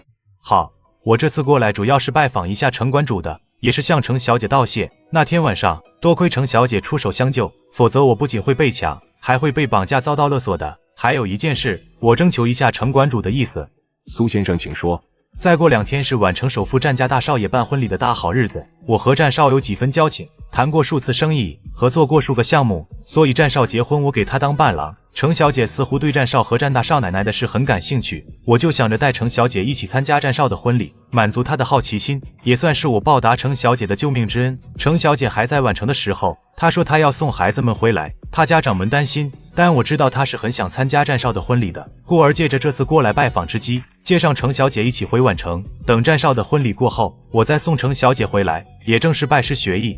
好一会儿，程馆主才说话。苏先生，程庆已经是成年人，他想去哪里那是他的自由，只要他跟我们做父母的说一声，让我们知道他去了哪里就行。只要我闺女愿意去，我们是没意见的。程馆主是个开明的家长。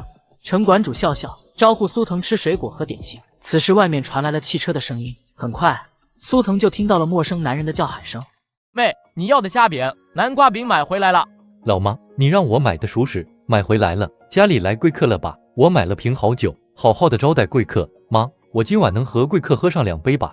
程家兄弟先将打包回来的熟食送进厨房里去。老妹，还是你厉害，不到25岁就找到了另一半，也不用听着老妈的念叨了。璎珞，程母一记刀眼飞过去。妈，你别叨我，叨我也没有用，不是我不想相亲，是相亲后没有结果。你怎么不说你的眼睛长在头顶上，挑3拣4的，以为你很优秀？看看你，发际线越来越上，人越来越胖，瞧着就像个中年大叔，还好意思眼高于顶。老妹，你看大哥像中年大叔吗？大哥胖了吗？大哥头秃吗？大哥不胖不头秃，妈就是跪下你的。还有，苏先生是过来想拜师学武的，不是我的男朋友，妈是误会了。没事，你还年轻，慢慢找，找不到也无妨，我和大哥能养你一辈子。你们俩还站在这里做什么？占地方又不帮忙，出去陪客人。程母呵斥着2个儿子，兄弟俩赶紧跑了。听我老妹说，苏先生是想来拜师学武的。是的，你的年纪不适合练武了，就算通过了我们的人品考察，交了钱，入了馆，也学不到什么了，等于是白交钱。我们程家武馆不做这种坑人的事。这个我知道，程小姐和程馆主都跟我说的清清楚楚的，钱不钱的不是问题，我就是想练练，练到什么程度再说吧，就当做是锻炼身体了。既然苏腾都这样说了，程家兄弟也不好再说什么。苏先生喝酒的吧？爸，苏先生平时要应酬谈生意，自然能喝酒。应酬谈生意是少不了喝酒，不过我一般不会喝多，顶多就是2瓶啤酒，烈酒的话只喝1杯，不会让自己喝得醉醺醺的，伤身又容易出事。苏先生这样好呀，喝酒也量力而为，有底线。程母夸赞了苏腾一句，苏腾眉眼都是笑。吃惯了山珍海味的苏腾，在程家吃了一顿家常便饭，他觉得特别好吃。苏先生找到住的地方了吗？我去住酒店，附近就有酒店，让程庆带你去。苏少主自然是求之不得。程小姐很喜欢喝酒吧？我们家除了我妈之外，都喜欢喝酒，也喜欢吃辣。但我妈是从你们那个沈家过来的，不吃辣，不抽烟喝酒，在我妈的管制下，我们也不能喝酒，除非有客人来了。辣吗？我妈也会炒2盘带辣味的菜给我们大家过过嘴瘾，她总是说吃多了辣椒就会上火，要我们喝凉茶什么的。我都不觉得吃辣椒会上火，就你们那边的人，什么都是说喝凉茶，好像凉茶是万能的一样，感觉就没有什么是一杯凉茶解决不了的问题。原来阿姨是我们那边的人呀，怪不得看到阿姨就倍感亲切，原来是老乡。老乡看老乡，我妈也特别喜欢你，对你很有好感。程小姐跟我回宛城喝喜酒，就可以多喝2杯了。是哦，刚才我还羡慕我爸和我哥哥们，过2天就是他们羡慕我了。对了，苏先生，你跟我爸说了这件事吗？说了，程馆主说你是成年人，你自己决定就行。程小姐的爸妈都是很开明的家长。那是，我爸是很开明的，我妈虽说管得宽，也是个明事理的人。咱们是什么时候去宛城？明天下午吧，等会儿我就订机票。程小姐需要把你的身份证信息给我，我一起订机票。你说订几点出发的航班，我自己能订机票？也可以，不过你的来回机票以及在宛城的住宿费我帮你包了，是我请你过去陪我参加战少婚礼的，所有费用我给你包了，否则我会觉得过意不去的。这本来是我报答程小姐的，最后还要让程小姐破费传出去，别人会说我苏腾无情无义，这样对待自己的救命恩人。好吧，那我就厚着脸皮受了苏先生的报答了。苏先生，你真的不用把那件事挂在嘴边的，对我来说不过是路见不平拔刀相助，一件小事情。对于程小姐来说那是一件小事，对我来说却是救命的大事呀。程庆噎了噎，也不好再说什么了。2天的时间转眼便过去，今天是管城首富战家大少爷战印及其爱妻办婚礼的大好日子。姐，让我再睡一会儿吧，我就是随便化个妆，不需要多少时间的，让化妆师先吃点东西。你出门的急事也早，不现在起来准备，等战印的婚车队来了，你还没有化好妆，他该等得着急了。都是老夫老妻了，他还有什么好着急的？姐，再让我睡半个小时吧。昨晚催你们睡觉，个个都像打了鸡血似的，说不困，现在叫起床又不想起来。我说洋洋像谁呢？是像你。我也理解洋洋了，每天还没有睡醒就被你叫起来上幼儿园，大家都来陪着我说话，我一时说的嗨了吗？以为我今天能爬起来的，现在却觉得眼皮有1000斤重，睁开都费劲呀。要不要我往你眼皮上抹点辣椒水？免了。快去洗漱吧，我让梁姨给你准备早餐了，等会儿吃点东西。战印怕你会饿着，刻意交代，一定不能让你饿着，他对你是真的体贴入微。海童心里暖洋洋的，这娃也太折腾人了，每天早上起来都要吐一回。别像表嫂那样吐到生就好。不会的，满3个月后，妊娠反应渐渐消失，那个时候就要多吃点了。我又不控制饮食，想吃就吃了，现在是吃了会吐，没办法的事。我怀洋洋那阵子都没有你这么辛苦。医生也说了，每个人的情况不一样，孕吐是没有办法解决的事，忍忍了。妈妈！刚说到洋洋，姐妹俩就听到了洋洋的叫喊声。洋洋，妈妈在这里。妈妈，小姨呢？小姨怎么不等我就出门了？说好了，我当花童的，小姨不等我，姨丈也不等我。说着说着，小家伙的脸上挂着2行泪珠了。你小姨在洗手间呢，小姨说了，你当花童就会等着你的，不会把你一个人丢下。听到小姨在洗手间，洋洋才不哭了。小姨，走呀！洋洋早，洋洋这么早就起来了。我做了个梦，梦到小姨被姨丈接走了，你们不等我，我在后面追着你们的车跑呢，拼命叫你，你们都不停车，然后我就醒了，醒来就赶紧过来看小姨，还好小姨没有丢下我。小姨，你和姨丈要是天天都结婚，我就爽了，妈妈会天天帮我请假，我给你和姨丈当花童。小姨说到做到的，请了咱们洋洋当花童，怎么可能丢下你就走了呢？磨磨蹭蹭了10几分钟，在海玲不停的催促下，医生俩赶紧下楼去吃早餐。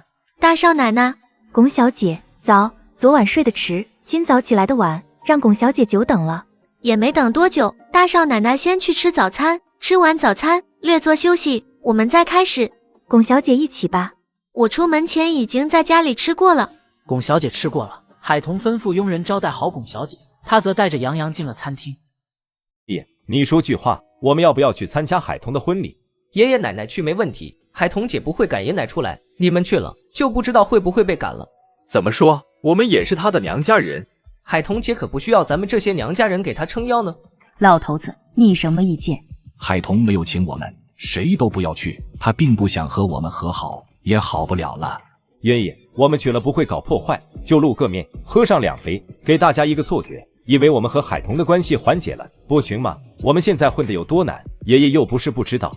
混得再难，你们也还能混下去。最初可能是战少打压了你们，现在应该没有再针对你们了吧？我看你们最近也混得还不错的，混得好，你们也没有生活费给我；混得不好，还问我有多少养老钱，想骗我的钱呢？反正我和你们奶奶是不会去的。你们要是不怕死的，可以不请自去，脚长在你们身上，你们想去哪里就去哪里，我又没有绑住你们的脚。海玲结婚的时候，我们去闹了，有什么好处？没得到好处，反而让他们更加怨恨我们，种下的因，后来我们都尝到了果。海童家的可是首富家的大少爷，不是海玲那个没用的前夫。人家战少有什么手段，你们没尝过？一通电话就能让你们都灰头灰脸的回农村，提前过退休生活。众人顿时不敢说话了。老头子不去，他们自然也不敢去。都散了吧，该干嘛干嘛去。今天是好日子，但不是你们的好日子。众人气呼呼的散去。我们是海童的亲爷爷奶奶，去了婚礼现场，难道还真会把我们赶出来？红是不请不到，白是不请自来。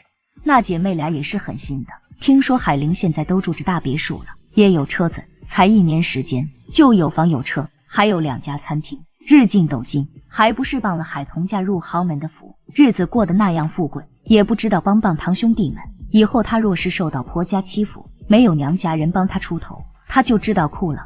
经历了那么多，你还没有看透？从你生病后，他们哪家舍得出钱给你治病？也是我糊涂，被他们一挑唆，就去找海童姐妹俩要钱，导致本来就不好的关系变得更差。咱们的存款几乎都掏光了，你现在每天都还要吃营养补身体，隔段时间还要去医院复查，看看有没有复发，那都是要钱的。他们哪个给钱了？女儿们觉得咱们家产给了儿子，理应由儿子们养老。来看望我们的时候，顶多就是买点吃的喝的过来，给钱也就给个200-300。现在物价高，给个200-300能顶什么用？儿子们则是觉得我们俩还能动，以为我们还有很多的存款，长子不出，幼子也不出钱，开口问老大要点钱，他说他都是靠儿女们养了，哪有钱养咱们？他们反过来还想掏咱们为数不多的养老钱了。我们现在住的房子是老三夫妻俩的，不过是仗着生了老三一场，才能分到他留下来的房子，有个住处，每个月的生活费虽说是儿女们出的，却是海童要求他们交出来的房租钱，如果没有海童的逼迫，他们1分都不会给。说到底，我们俩现在是靠着海童姐妹俩养老，人老了得认命，认清现实，不要再做无谓的挣扎了。海老太张张嘴，想反驳，却又无法反驳。老头子说的都是事实。你也别怪人家心狠，10几年前我们对2个孙女儿做得更狠，当年我们咋就这么心狠呢？怎么说也是咱们的亲生孙女啊，儿子儿媳妇都没有了，留下2个未成年的亲孙女，我们咋就能狠心的赶他们走，霸占他们家的家产呢？说着说着，海老头落泪了，眼里的泪水那是悔恨的泪。你别听他们挑唆了，咱们俩老老实实的，不给海玲姐妹俩添麻烦，时间长了，他们的怨恨少了，在咱们动不了的时候，说不定海童看在咱们老实的份上，会给咱们请个保姆来照顾呢。反正在海童他们回来争这栋房子的时候，儿孙们的嘴脸我就看透了，不抱希望了呀。这人呀，老了就是遭人嫌弃。行，都听你的。谁想到一帮儿孙，我们最不喜欢、最不疼的，竟然成了生活最好了。小姨，小姨，仪仗在来的路上了，你可不能睡着。我给很多新娘子化过妆，你小姨是我见过第一个在化着妆在打瞌睡的新娘子。我容易犯困，让龚小姐见笑了。理解的，你没睡好，张少估计也没睡好。他没睡好，也神采奕奕的。人逢喜事精神少嘛，大少奶奶是刚怀孕，是容易犯困的。不知道要多久才不会嗜睡。小姨，你要吃辣椒吗？小姨，这辣椒好辣，我也困，吃一口，辣的我都哭了，然后就不困了。洋洋，你去哪里要来的辣椒？我进厨房里拿的，里面有很多，我就抓了一把。那是谁告诉你困了就吃辣椒提神的？没有人告诉我，我就是进厨房里看到好多辣椒，拿了一个咬一口，辣哭了，然后发现不困了，就抓了一把带在身上，想着再犯困就吃一口。表姨，你要不要尝尝？好辣好辣的。表姨不爱吃辣，表姨也不困。我看到洋洋掏出来的一把辣椒，已经吓走了瞌睡虫，不敢犯困了。我就知道辣椒有用，小姨都不打犯困了。洋洋出去玩一会，看看你姨丈来了没有。好，陆叔叔。洋洋，你怎么下楼来了？妈妈不是让你在楼上陪着你小姨吗？小姨叫我出来玩，再看看我姨丈来了没有。你姨丈应该快到了，刚才就说在路上的了。我出去看看是不是真的。说着他一溜烟就跑开了。这孩子跑得越来越快了，看到你姨丈来接信的车队了吗？陆叔叔，你怎么一个人出来了？我进去找叔叔推你。不用了，陆叔叔自己能照顾好自己。那我照顾陆叔叔，我妈妈让我看着小姨，别让小姨又睡着了。刚才我看到小姨在打瞌睡，掏出一把辣椒，小姨就不敢睡了。洋洋真棒，你去哪里弄来的辣椒？怎么知道辣椒提神？我在厨房里看到有，拿来吃，好辣，辣过后就不想睡了，所以我也拿给小姨吃。小姨老是想睡觉，早上我妈妈叫小姨起来，小姨就像我平时上幼儿园那样，不想起来。你也知道你平时上幼儿园赖床呀，等你小姨的婚礼过后，你又要上幼儿园了哦。洋洋可不能老是赖床呀，你妈妈很辛苦的，天天早起给你准备早餐，让你吃一点早餐再上幼儿园，免得你饿着。送你回幼儿园后，还要去任你食早餐店看着，然后又回任你食餐厅上班，你要体谅一下妈妈，知道吗？陆叔叔，我知道的，我会慢慢改正过来。就是早上太想睡，真的很难起来嘛。不用上幼儿园的时候，你咋能那么早起来呢？洋洋顿时不说话了。你呀，就是想赖床。你是没有看到你小伙伴龙婷学习的辛苦，他不仅要上幼儿园学习知识，还要跟他师公学医学武，比你辛苦多了。你现在只有周末才去武馆。陆叔叔，为什么龙婷要学那么多？他也不喊苦。他呀，以后你们长大了就知道。现在陆叔叔不能告诉你。不过洋洋，你在某些方面是比龙婷更优秀的，你好好的学习，以后也不会比龙婷差的。我要好好的学习，要变得很优秀，像我姨丈那么厉害，这样就能保护我妈妈和小姨了。洋洋真是个好孩子，真棒。陆叔叔，你什么时候会成为我的爸爸？别人告诉我，你会是我的新爸爸。你想陆叔叔当你的爸爸吗？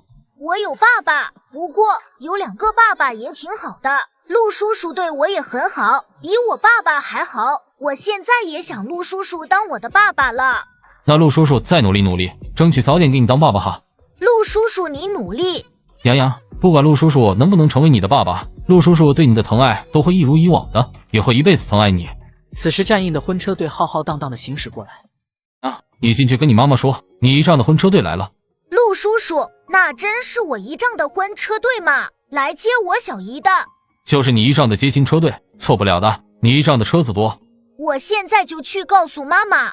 妈妈，我姨丈来了，我姨丈开着好多的车来接我小姨了。妈妈，你快看看我现在好看吗？你又不是当新娘子的，你姨丈来接亲，你着急你好不好看做什么？不是说我当花童吗？我今天穿的这么帅，就是要送我小姨出嫁的，当然要好看呀。杨洋好看，杨洋最好看了，会成为宛城最好看的花童。你上楼去告诉你小姨，说你姨丈来了，问他准备好了没有。好。彤彤，战印来了，他是该到的了。彤彤，战印是真的大手笔，接亲的车队摆亮呢。你转发给我，我保存下来，以后有空了就翻出来看看。摄影师全程跟着拍摄呢，你以后可以慢慢看，我闲时就看。彤彤，你会很幸福的，也一定要幸福。我相信你和战印能够白头到老，早生贵子的哦，早生贵女。小飞，我会幸福的，谢谢你。谢我做什么呀？又不是我给你和战印牵的红线，这是你们俩的缘分。谢谢你的祝福呀，咱们是姐妹又是朋友，不用跟我那样客气，咱们得做好堵门的准备，不把他带来的红包掏光，都不让他进门。古时候的新郎去接亲还得作诗呢，要不让战少爷做首诗给我们看看？你们自己决定，我等会儿都听你们的。众人便看向了商小飞。你们提议的，你们出头呀，干嘛都看着我？想刁难一下战印，又不敢，让我去打头阵了。商小姐，你是海童的表姐，又是好友，战少都要给你面子。你提出让战少作诗，他保证会乖乖作诗的。我觉得作诗难不倒战印，还不如问问战印什么时候爱上彤彤的，我对这个更感兴趣，哈哈。主要是我现在刁难了战印，等到我和我家君然结婚的时候，战印会不会反过来刁难我家君然？再说了，今天是战印和我们彤彤的大好日子，他今天绝对是最好脾气的人，包容心十足的，不管你们如何刁难他，他都不会生气，不会和你们计较的。以战印的智商，我想他也能轻松闯关。此时敲门声响起，不会这么快就到了吧？小姨，我姨丈来了，我姨丈开了很多的车来接你回家。小姨知道了。小姨，你快看，我现在好看吗？杨洋最好看了，杨洋会成为咱们满城最帅的花童。等到表姨结婚的时候，杨洋也要给小姨当花童哦。好，漂亮的姐姐们结婚时，我也给你们当花童。行，等我们以后嫁人，一定请杨洋当花童。杨洋，你姨丈很快就会上楼来，你去门口坐着，不要让你姨丈太快进来把你小姨接走，行吗？我姨丈就是来接我小姨的，为什么不能让我姨丈接走小姨？我还要跟着过去喝喜酒的呢。不是不让你姨丈接走小姨，是让你姨丈不能轻易接走你小姨，咱们要为难一下他，让他知道娶你小姨是很不容易的，以后就会特别的珍惜你小姨，对你小姨好。可是我姨丈对我小姨很好呀，为什么还要为难我姨丈？彤彤，你来，咱们不用洋洋做什么，就是让他坐在门口拦着收红包就行。收红包呀，那我可以干。小财迷，为了多收红包，你快去外面等着你姨丈，还有你要让你姨丈高声做3首情诗，我们在房里听见了，觉得你姨丈的情诗写得合格，再开门让他进来。表姨，我现在可以出去收红包了吗？可以了，快去吧。看来是咱们战少的威名太大，没人敢给战少布置机关。是我家彤彤和我大姐好。等到一行人来到房门口，看到杨洋坐在门前，众人立即刹住脚步。杨洋，来，姨丈抱抱。我不要抱抱，我要收红包，表姨让我坐在这里收红包的。战印当即就掏出一叠红包。你不要一下子全给了杨洋，屋里面的那些伴娘没拿到红包，也不会开门让你进去的。战印便只给了杨洋一个红包。表姨，我姨丈给我一个红包了，能让我姨丈进去了吗？还不够呢。要收多少个的？收到你手软了就可以了。我收红包不会手软的。洋洋，那就靠你了，你继续挡着哈，有事就叫表姨。姨丈，我要收红包收到手软了才能让你进去接我小姨。杨洋，姨丈要在规定的时间内接走你小姨，你是我们的花童，也要跟着一起过去的哦。你可得帮着姨丈，不能让你表姨过分的为难姨丈，知道吗？可是我喜欢做表姨交给我的事情，我要收红包，表姨说收到我手软才行，可我现在手一点都不软，还能继续收红包。来，洋洋，苏叔叔也给你几个红包。苏腾也塞给了杨洋几个红包，其他伴郎也每人掏出了几个红包塞到杨洋手里，小家伙顿时心花怒放。姨丈，你可以进去接我小姨了。至于表姨交代他的事，要求姨丈做情诗3首，小家伙早就忘记了。这个小财迷这么快就被红包干倒了，战少你是做了吧？战少，我们童姐说了，想听你作诗3首，你高声念给我们听就行。在伴郎团开始绞尽脑汁想帮战印想情诗的时候，人家已经高声念完了3首情诗。还得是战少呀，文武双全。菲姐要开门了吗？洋洋在干嘛？那小财迷呀，在外面美滋滋的数着红包呢，哪里还记得挡门的事？那就开门吧，还指望他能挡一阵子呢，结果这么快就被红包干倒了。进门看到海童坐在床上，笑意盈盈地看着他，战印惊艳不已。新郎都看呆了，战印，你还需要找到彤彤的婚鞋，才能把他接走。彤彤，你等着，我马上去找你的婚鞋，找到了我就接你回家。他们还有其他大招等着我的吗？海童笑而不答。大家帮忙找找。这个时候，数清楚了红包个数的杨洋捏紧他的红包走了进来。姨丈，你们在找啥？找你小姨的鞋子。小姨的鞋子，我看到漂亮的姐姐藏到窗台上了。洋洋，杨洋真是个好孩子。我一直都是好孩子，姨丈，你会一直都对我小姨好吗？姨丈一辈子都会对你小姨好的。我相信姨丈，那我小姨就交给姨丈了。姨丈接我小姨回家，我要跟着去喝喜酒。众人哄笑，战印接上他的爱妻，拜别长姐海玲，在众人的祝福下上了婚车。爸妈，我把彤彤养大了，他也找到了好归宿，往后余生有妹夫照顾着他，他会很幸福的，你们放心吧。樊总，程小姐，乔总一个人吗？程小姐不也一个人？苏先生跟着战少去接亲了，我跟他们都不熟，山庄之景实在太美，便独自游园赏景了，那样也能化解身处人群却谁也不认识的尴尬。有山庄是名不虚传，现在是深秋了，如果是春天，听说山庄的景色更美，夏天又能赏荷，山庄里有很大的荷花池，盛夏荷花开放，特别漂亮。我也是听说的，还没有机会再游山庄赏过荷。明年夏天，乔总可以过来赏荷的。明年的事，明年才知道，往往计划是赶不上变化的。也是呢，明天的事谁都不知道，计划好的事总会有意想不到的变化出现，让我们不得不改变计划。乔总介意一起逛逛吗？在大家的眼里，我是战浩宇的绯闻男友，程小姐是苏总请来的贵客，跟我走在一起，多少都会影响到程小姐的。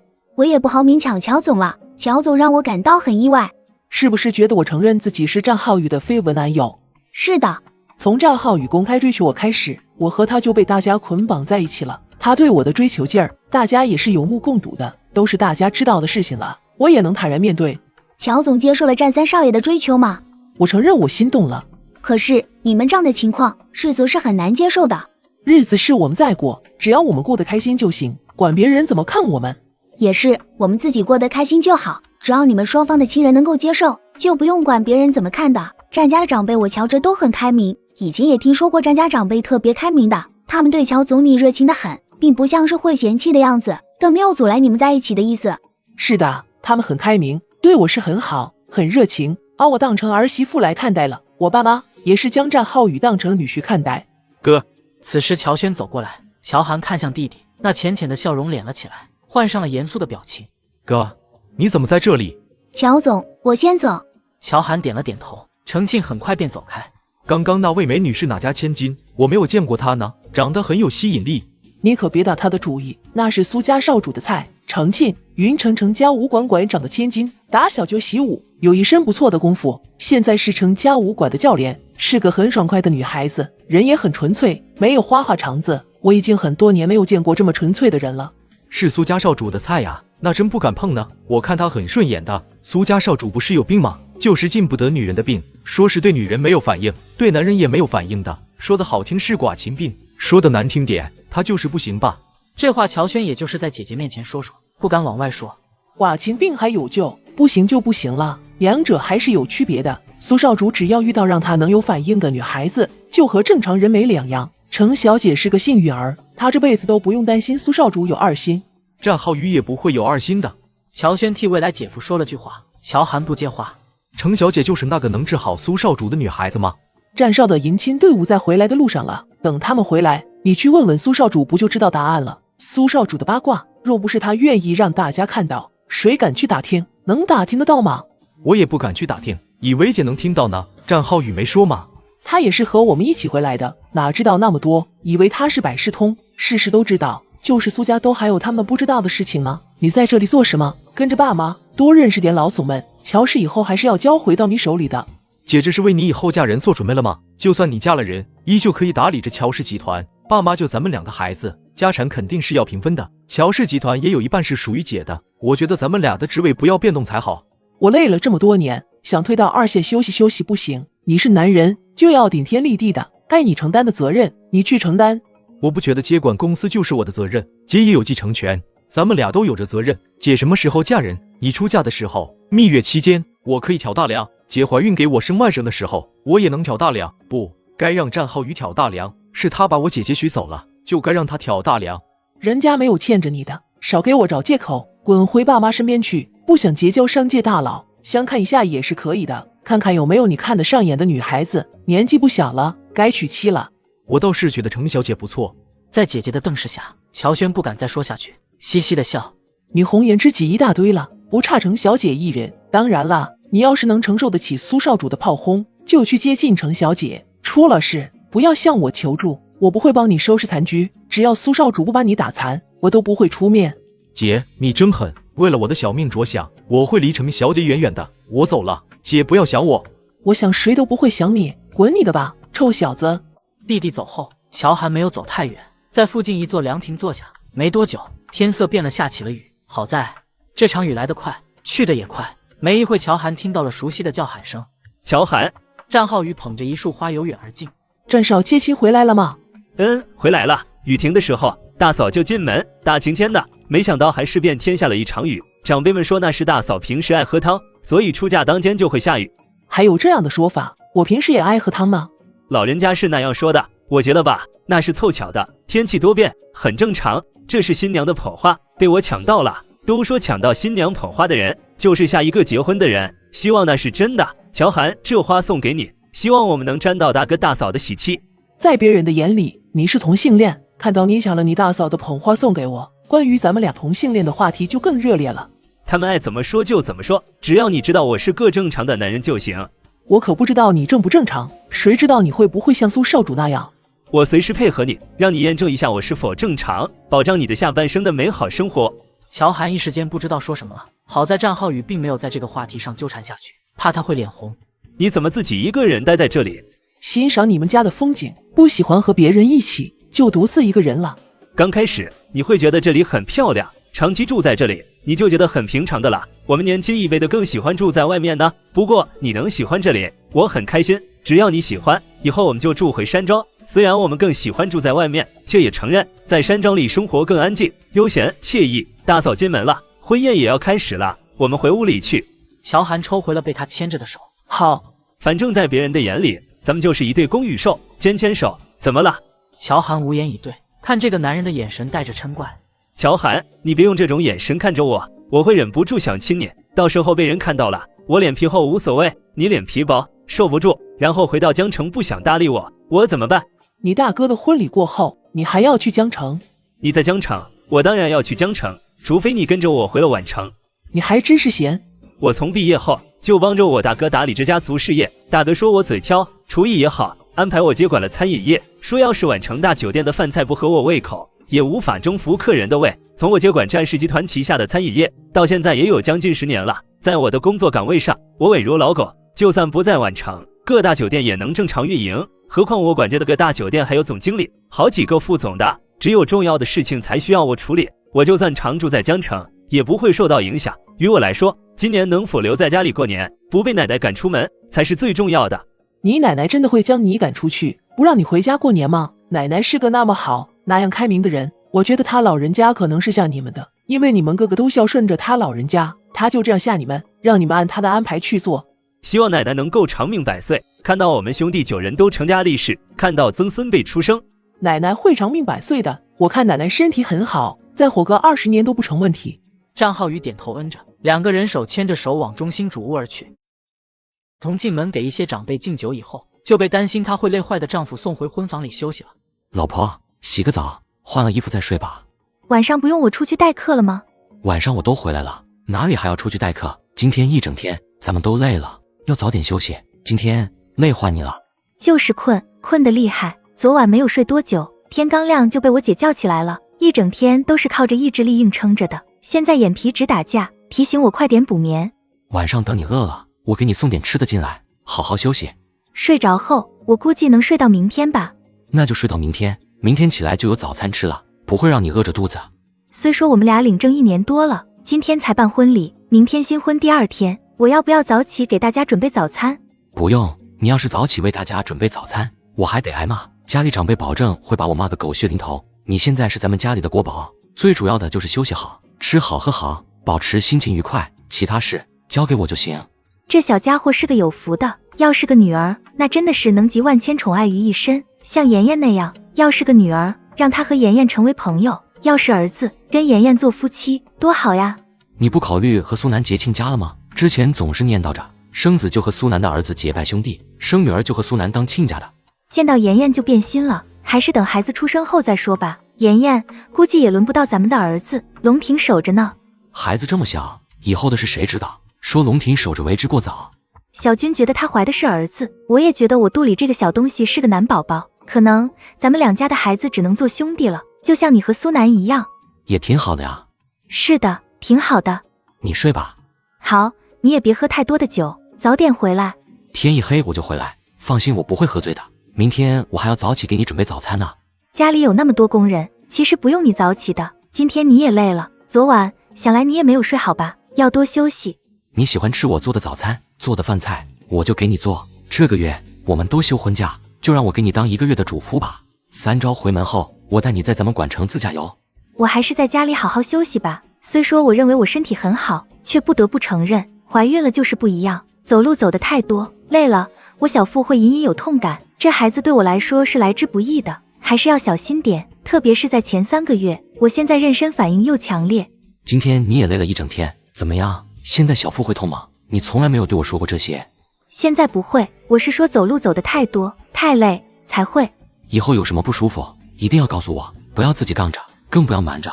知道了，我就是刚怀孕那会儿，不知道是怀上了，在外面跑得多了，觉得小腹会有点隐痛，后知道怀孕，我自己都吓一跳。老公，你快出去招待客人吧，我睡一会儿，要是你回来时我还在睡，你别叫醒我，我要是醒了再给你发信息，给我带点吃的进来。好。海童一直睡到自然醒来，天一亮。小姨，你现在还累吗？还要睡吗？不累，不困了。小姨要起床了，你要睡的话，可以在小姨这里再睡一会儿，现天色还早。我也不睡了。小姨，我们什么时候回家？想妈妈了吗？杨洋点点头。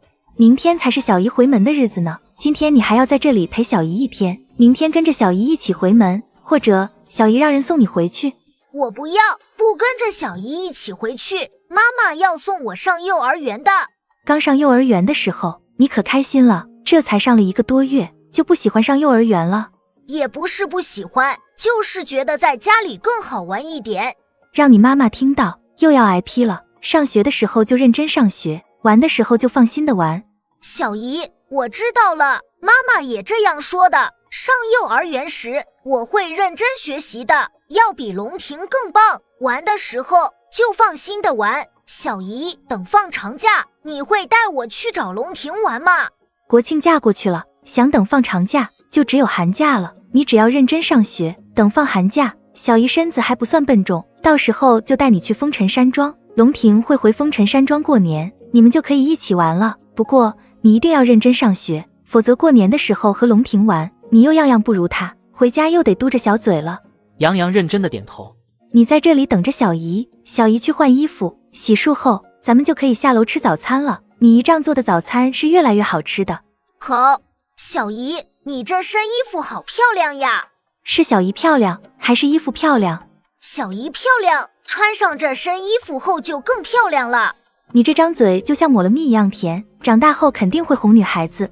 此时战印推门进来，杨洋做了什么？他长大后会哄女孩子好过不会哄女孩子呀？要是嘴笨，不会哄女孩子，你和姐都得担心他不会追妻。也是，嘴巴能说会道的，至少不用担心他不会追妻。小姨，追妻是什么？我为什么要追妻？追妻要嘴巴很会说话的嘛，我倒是很会说话。你还小，跟你解释，你也不懂的。等你长大后，都不用解释，你自然就懂了。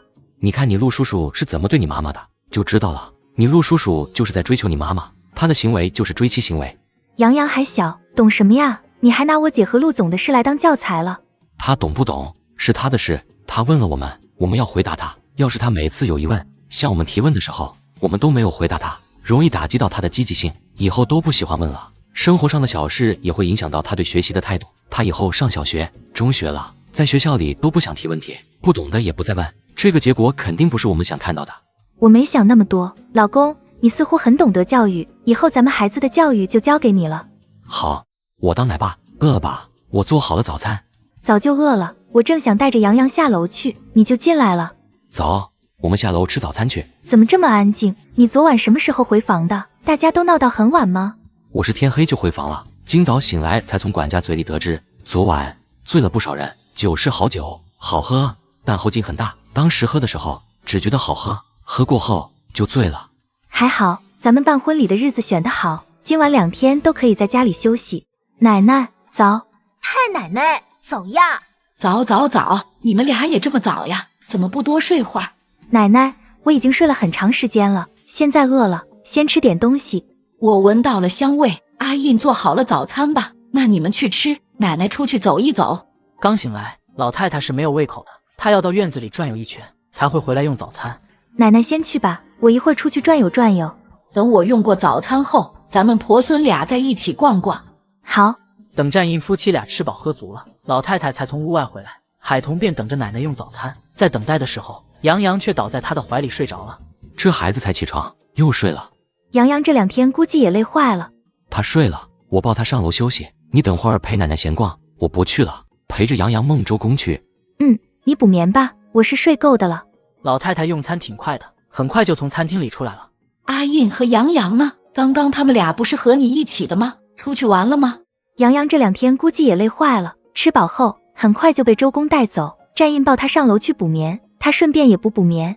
那就让他们俩好好的睡一天，不只是他们，大家这2天都累坏了。还好这2天是周末，他们休息2天就能恢复元气了。咱们出去走走，今天没有太阳，有点风，在院里走动的时候吹着凉风，赏赏景，特别的舒心惬意。奶奶刚吃完早餐呢。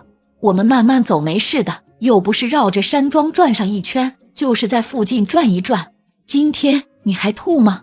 奶奶，好像没有呢，我今天起床并没有吐。慢慢就会好的，这样看来不会像阿金那样吐到生，我们也能放心了。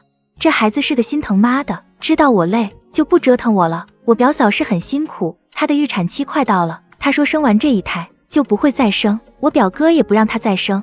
当初要不是你发火，阿印都会像你表哥那样。你们俩总算办了婚礼，奶奶对你们俩的婚姻也彻底放了心。这1年多来，奶奶其实都提心吊胆的，总担心你们俩又闹矛盾、冷战什么的。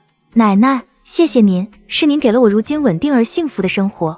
是奶奶谢谢你才对，你软化了阿印，让阿印有了小家庭。以后我们这些当长辈的离开他后，他身边还有你，还有你们的孩子，我们这些做长辈的就算是死都能瞑目。奶奶，您会长命百岁的。人人都说长命百岁，又有几个人真能长命百岁的？人终究是有一死的，坦然面对自己变老，面对自己也会死亡的现实，并不难。奶奶只要能看到他们都结婚成家立室，就心满意足，没有遗憾了。还要抱到曾孙女才不留遗憾。奶奶，我感觉肚里这个孩子是儿子呢，您老想抱曾孙女，可能要指望一下云初或者乔涵了。奶奶又不重女轻男，只是他们战家往上数几代都没有女儿出生。奶奶年轻时盼女儿，结果全都是带爸的，当奶奶了就盼孙女，又都是带爸的，就有点执着，有点疯魔了。彤彤，你也不要有压力，奶奶能抱到曾孙女固然是好，实在没有机会也就认命了。人生没有十全十美。奶奶，我没有给自己压力，顺其自然吧。是的，顺其自然，生儿生女都是缘分，都是福气。奶奶有9个孙子，以后就有9个孙媳妇，总有一个人能如了奶奶所愿的。奶奶未必有那么长的命看到他们都娶妻生子的。奶奶，好好好，奶奶不说那些事了，咱们到山脚下走一走。奶奶会累吗？不会，你累了，奶奶都不会累。走吧。奶奶都不怕累，我也不怕。婆孙俩一起散步，谈天说地的。陆总，你这么早就起来了，怎么不多睡会儿？昨晚陆东明不放心海玲，他就留在了海家过夜。我习惯了早起，昨晚又休息得早，天一亮就会自然醒，想睡懒觉都睡不着。我也是那样。陆总还没有用早餐吧？没有，我等你起来一起用早餐。梁姨刚做好的早餐。洋洋不在家里，感觉好安静。我一起来就习惯性的去叫洋洋起床，推开门看到床上空无一人，才记起来洋洋还在彤彤那里。都是这样的，孩子在家里又嫌他太吵，他不在家里又觉得家里太安静，只少了一人就觉得少了很多人似的。那小没良心的也不知道打通电话给我。明天他就和海彤一起回来了。等会儿我打电话问问他怎么样了。第一次在他离开我身边时特别的想他。不过我想洋洋可能还在睡。海玲想到昨天那么热闹，小家伙肯定也跟着一起疯的，这个时候再补眠也很正常。陆总是不是要做复健了？就是自己练习走路，现在的我如同刚学走路的小娃娃一样，小娃娃比我好太多，他们很快就能学会走路，我练了那么长时间也就能走上2步，想多走几步头上直冒冷汗。不要急，慢慢来，你已经进步很大的了。很多人像你这样子的，连独立站起来都困难，你已经能走上2、3步，很厉害了。你不要给自己太大的压力，注意身体，身体才是革命的本钱。陆总在草坪这里慢慢的走路，就算摔着了也不会好痛。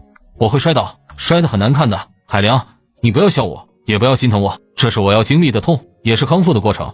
我不会笑你，若是你觉得我在这里会给你很大的压力，我可以走开。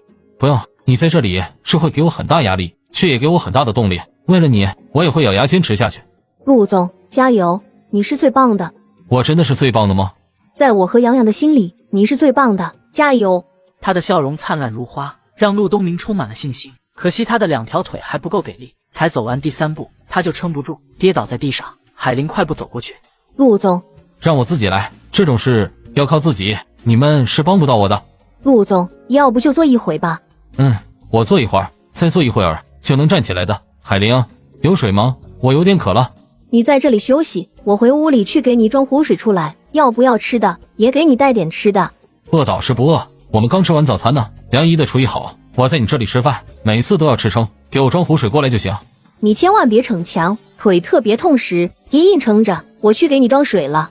去吧，我自己的情况我清楚，放心，我不会逞强的。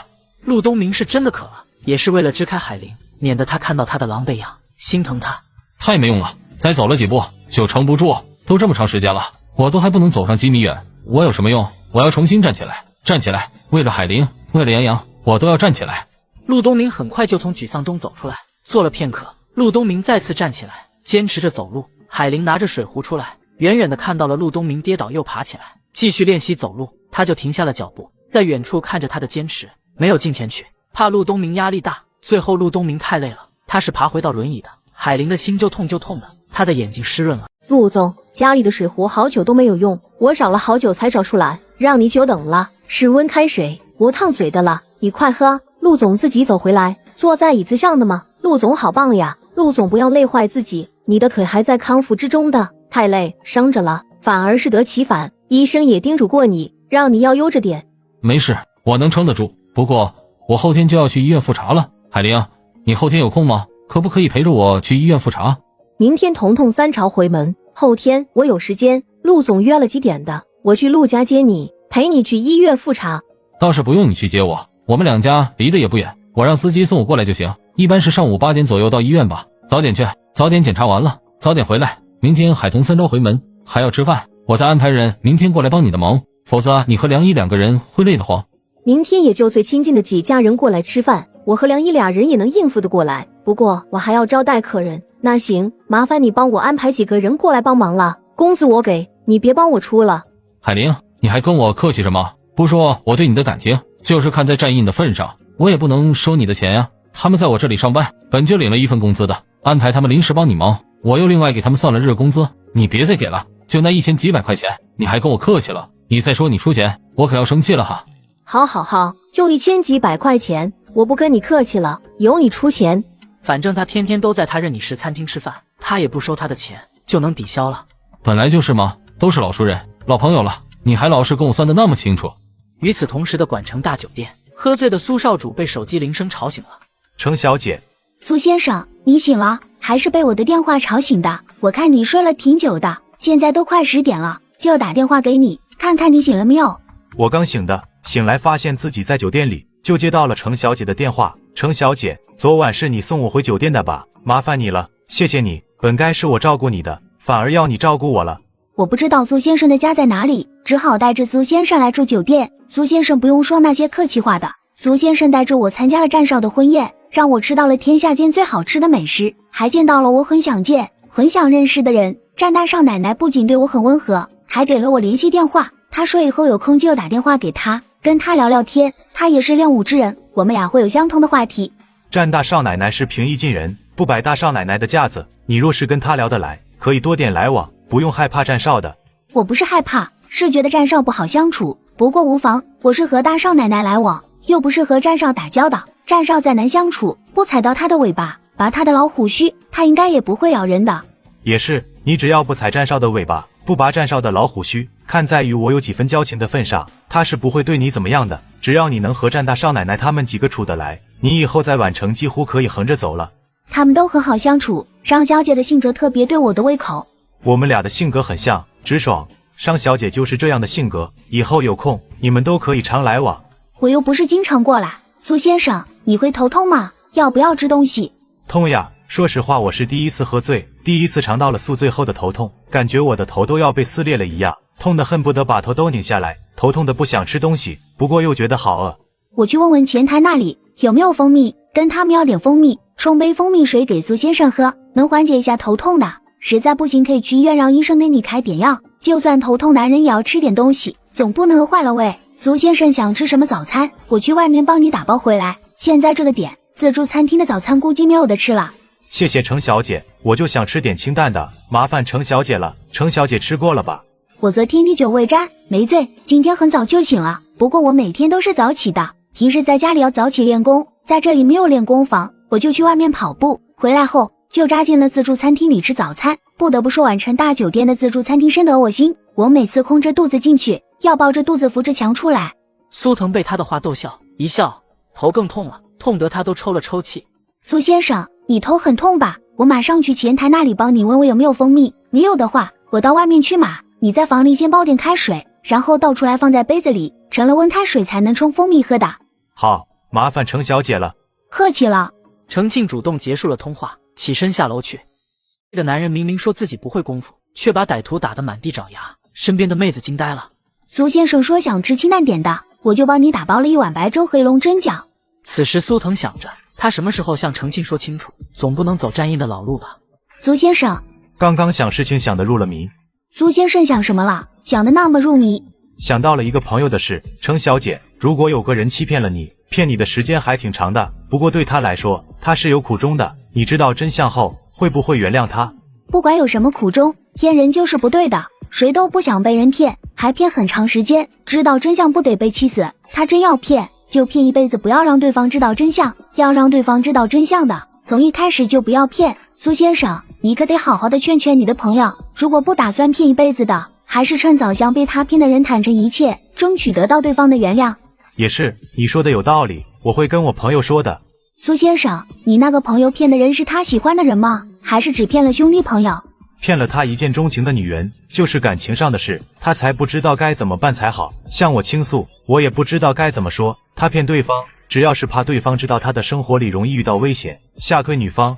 感情上的事，最好还是不要欺骗。我虽然现在感情也是一片的空白，但我觉得吧，如果我的男朋友欺骗了我，我绝对会把他做的落花流水，再一脚踹了他，老死不相往来。老死不相往来。他待我不真诚，欺骗我，我哪敢和这种人过一辈子？谁能保证在往后的日子里，他不会欺骗我？不是说感情要真挚，婚姻要真诚吗？反正我是不能容忍我的男朋友欺骗我的。从小是看人品，这样的男人也不值得我托付终身。我妈要是在场听到我的话，保证又要骂我一顿的了。换我那样较真，才会24岁了，连个男朋友都没有。我就是这样的态度，不能真诚待我的，我宁愿单身一辈子，也不想嫁个随时会骗我的虚伪之人。苏腾听得手心都冒出冷汗来。苏先生，你说的那个朋友是不是战少呀？战少当初和大少奶奶闪婚，不就是欺骗了大少奶奶吗？不是他，不过他当初也的确是骗了海童。海童知道被他骗了那么长时间，气疯了，夫妻俩差点圆不回来。是我另一个朋友，他也快要走上战少的老路了。你那个朋友不知道战少的事，有前车之鉴呢，他还要走战少的老路。也是，改天我就好好的劝我朋友，让他一定要真诚相待，不要再骗下去。不管是出于什么原因，都不能骗人呀，是吧？角色调换成我们被人骗了，也是会很生气的。有些人很容易就会放下，原谅欺骗他的人；有些人是眼里容不下一粒沙子的，被骗了一次，不仅以后都不会相信那个人，还会因此断绝来往，都有可能的。就是这个理，反正我就是无法容忍别人骗我，特别是男朋友，奔着结婚去的男朋友，以后成了枕边人，哪能安心呀？枕边人骗你，那真的要你的命，要了你的命，你都还不知道自己怎么死的呢。若是真的喜欢，的确是要做到坦诚相待。程小姐，谢谢你，我会好好的跟我朋友聊一聊的，让他不要再隐瞒下去。苏先生不用感谢我，我只是说了我的观点而已。每个人的想法不一样，我们觉得不该骗人，别人不是这样想的。有些人就是习惯活在谎言之中，你可以跟你朋友谈一谈，他听你的就听，不听你也不必再说下去。我们是叫不醒装睡的人。苏先生需要继续休息吗？临近中午了，不睡了，出去走一走，饭后再午休。现在我的头没有那么痛了。那咱们去逛街，我答应了孩子们，回去的时候再给他们带点小礼物的，那班画古龙就知道礼物。好，苏腾没有意见，他巴不得能和程庆一起逛街，不料两人遇到了抢劫的。快打110，救命呀！报警，快报警！对，是要打110报警。程小姐，麻烦你打电话报警。程庆被苏腾的身手惊到，又觉得他的动作帅呆了。听到苏腾的话，他赶紧掏出手机打电话报警。在警察到来之前，苏腾都控制着那个抢劫犯，让对方动弹不得。你没事吧？看看包里的东西可有少了。我扭到了脚，还好我包里的东西没有少，吓死我了。妹子，谢谢你，太谢谢你们了，要不是你们帮忙，我的包就被抢走了。我们也是刚好路过，听到了你的叫喊声，我们已经报警了。谢谢，太感谢你们了。警方很快赶到，把那个抢劫犯铐上了车带走。两个人在警方来了后，悄悄地离开了现场。苏先生，你是深藏不露呀，身手那么好，你还说要进我陈家武馆学功夫呢，还说要拜我爸为师。我看你的身手，我爸都当不了你的师傅。我那是想法子报答你，我其实会功夫，也和程小姐一样，打小就学武的。我们家有钱，我爸妈说了，就算能请很多的保镖，万一保镖被人收买了，非但保护不了我，反而会在背后捅我一刀。最好还是自己会拳脚功夫，能够自保。所以我爸妈在我几岁大的时候就送我去学功夫了。我的资质也不错，学了10几年，功夫就很厉害了。不过我的功夫再厉害，被多人围攻的时候也是没有胜算的。那个晚上遇到了飞车党，要不是程小姐路过救了我，我那个晚上也会遭到不测。不管怎么说，程小姐都是我的救命恩人，但是程小姐品德高尚，不需要我的报答，我又不想欠着恩情，总想着报答程小姐，才想着去你们程家武馆拜师学艺，多交点学费，当作是报答程小姐。程小姐，对不起，我骗了你。苏先生在酒店里跟我说的骗人一事，是不是你拿你朋友的事来试探我对欺骗一事的态度？是那样，程小姐不喜欢欺骗，我当时就想着告诉你的了，又开不了口，刚才情急之下出手了，也就有了个突破口，将这件事说出来。程小姐，对不起，我骗你是不应该的。还有吗？就是你告诉我的，还有骗我的行为吗？你这是想报答我，想到的笨方法，我可以不与你计较，但我真的把你当成了朋友，如果以后你还会骗我，我可不敢和你做朋友了。咱们俩认识的时间也不长，你的很多事情我都不知道，由着我去了解你是很正常的事，就算不得欺骗，只要你之前跟我说过的话没有再骗我的就行。那没有了，我说我是苏氏的总裁，也是事实，我真是苏氏的总裁，我家里很有钱，这也是事实，就是我家里不仅仅是做生意的，还有一些兼职的副业，我还没有告诉你，这算不算欺骗？我又不查你家谱，你家里的生意你有所保留，很正常，这不是欺骗。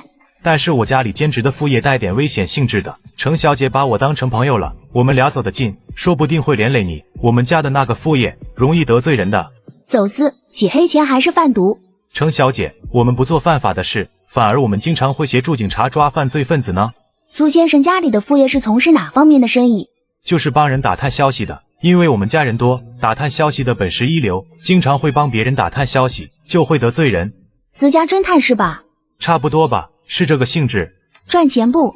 还行，挺赚钱的。你家族人很多。对了，昨天在战少的婚宴上看到的苏总特助，就是战少的得力干将，是不是你们家族里的人？是我的堂弟，他没有在我们家族公司里上班，被战少拐进了战时集团，为了战时集团做牛做马。不过他喜欢就好，我是同辈中的老大，家族生意的重担落在我的身上，那是我的责任。那些堂弟们想做什么就做什么，是他们的自由。程小姐，平时别人看到我会叫我苏少主的，称呼是别人想怎么叫就怎么叫了。苏腾见他压根不知道他苏少主这个称呼代表的是什么，也没有进一步解释，反正该说的都说了。苏总是你堂弟，怎么你们俩在战少的婚宴上介绍交流的？堂兄弟又不是亲兄弟，就算是亲兄弟也有合不来的呢，更不要说堂兄弟了。苏南跟我也不是说合不来，就是能聊的话题不多吧，况且他还要照顾他的孕期。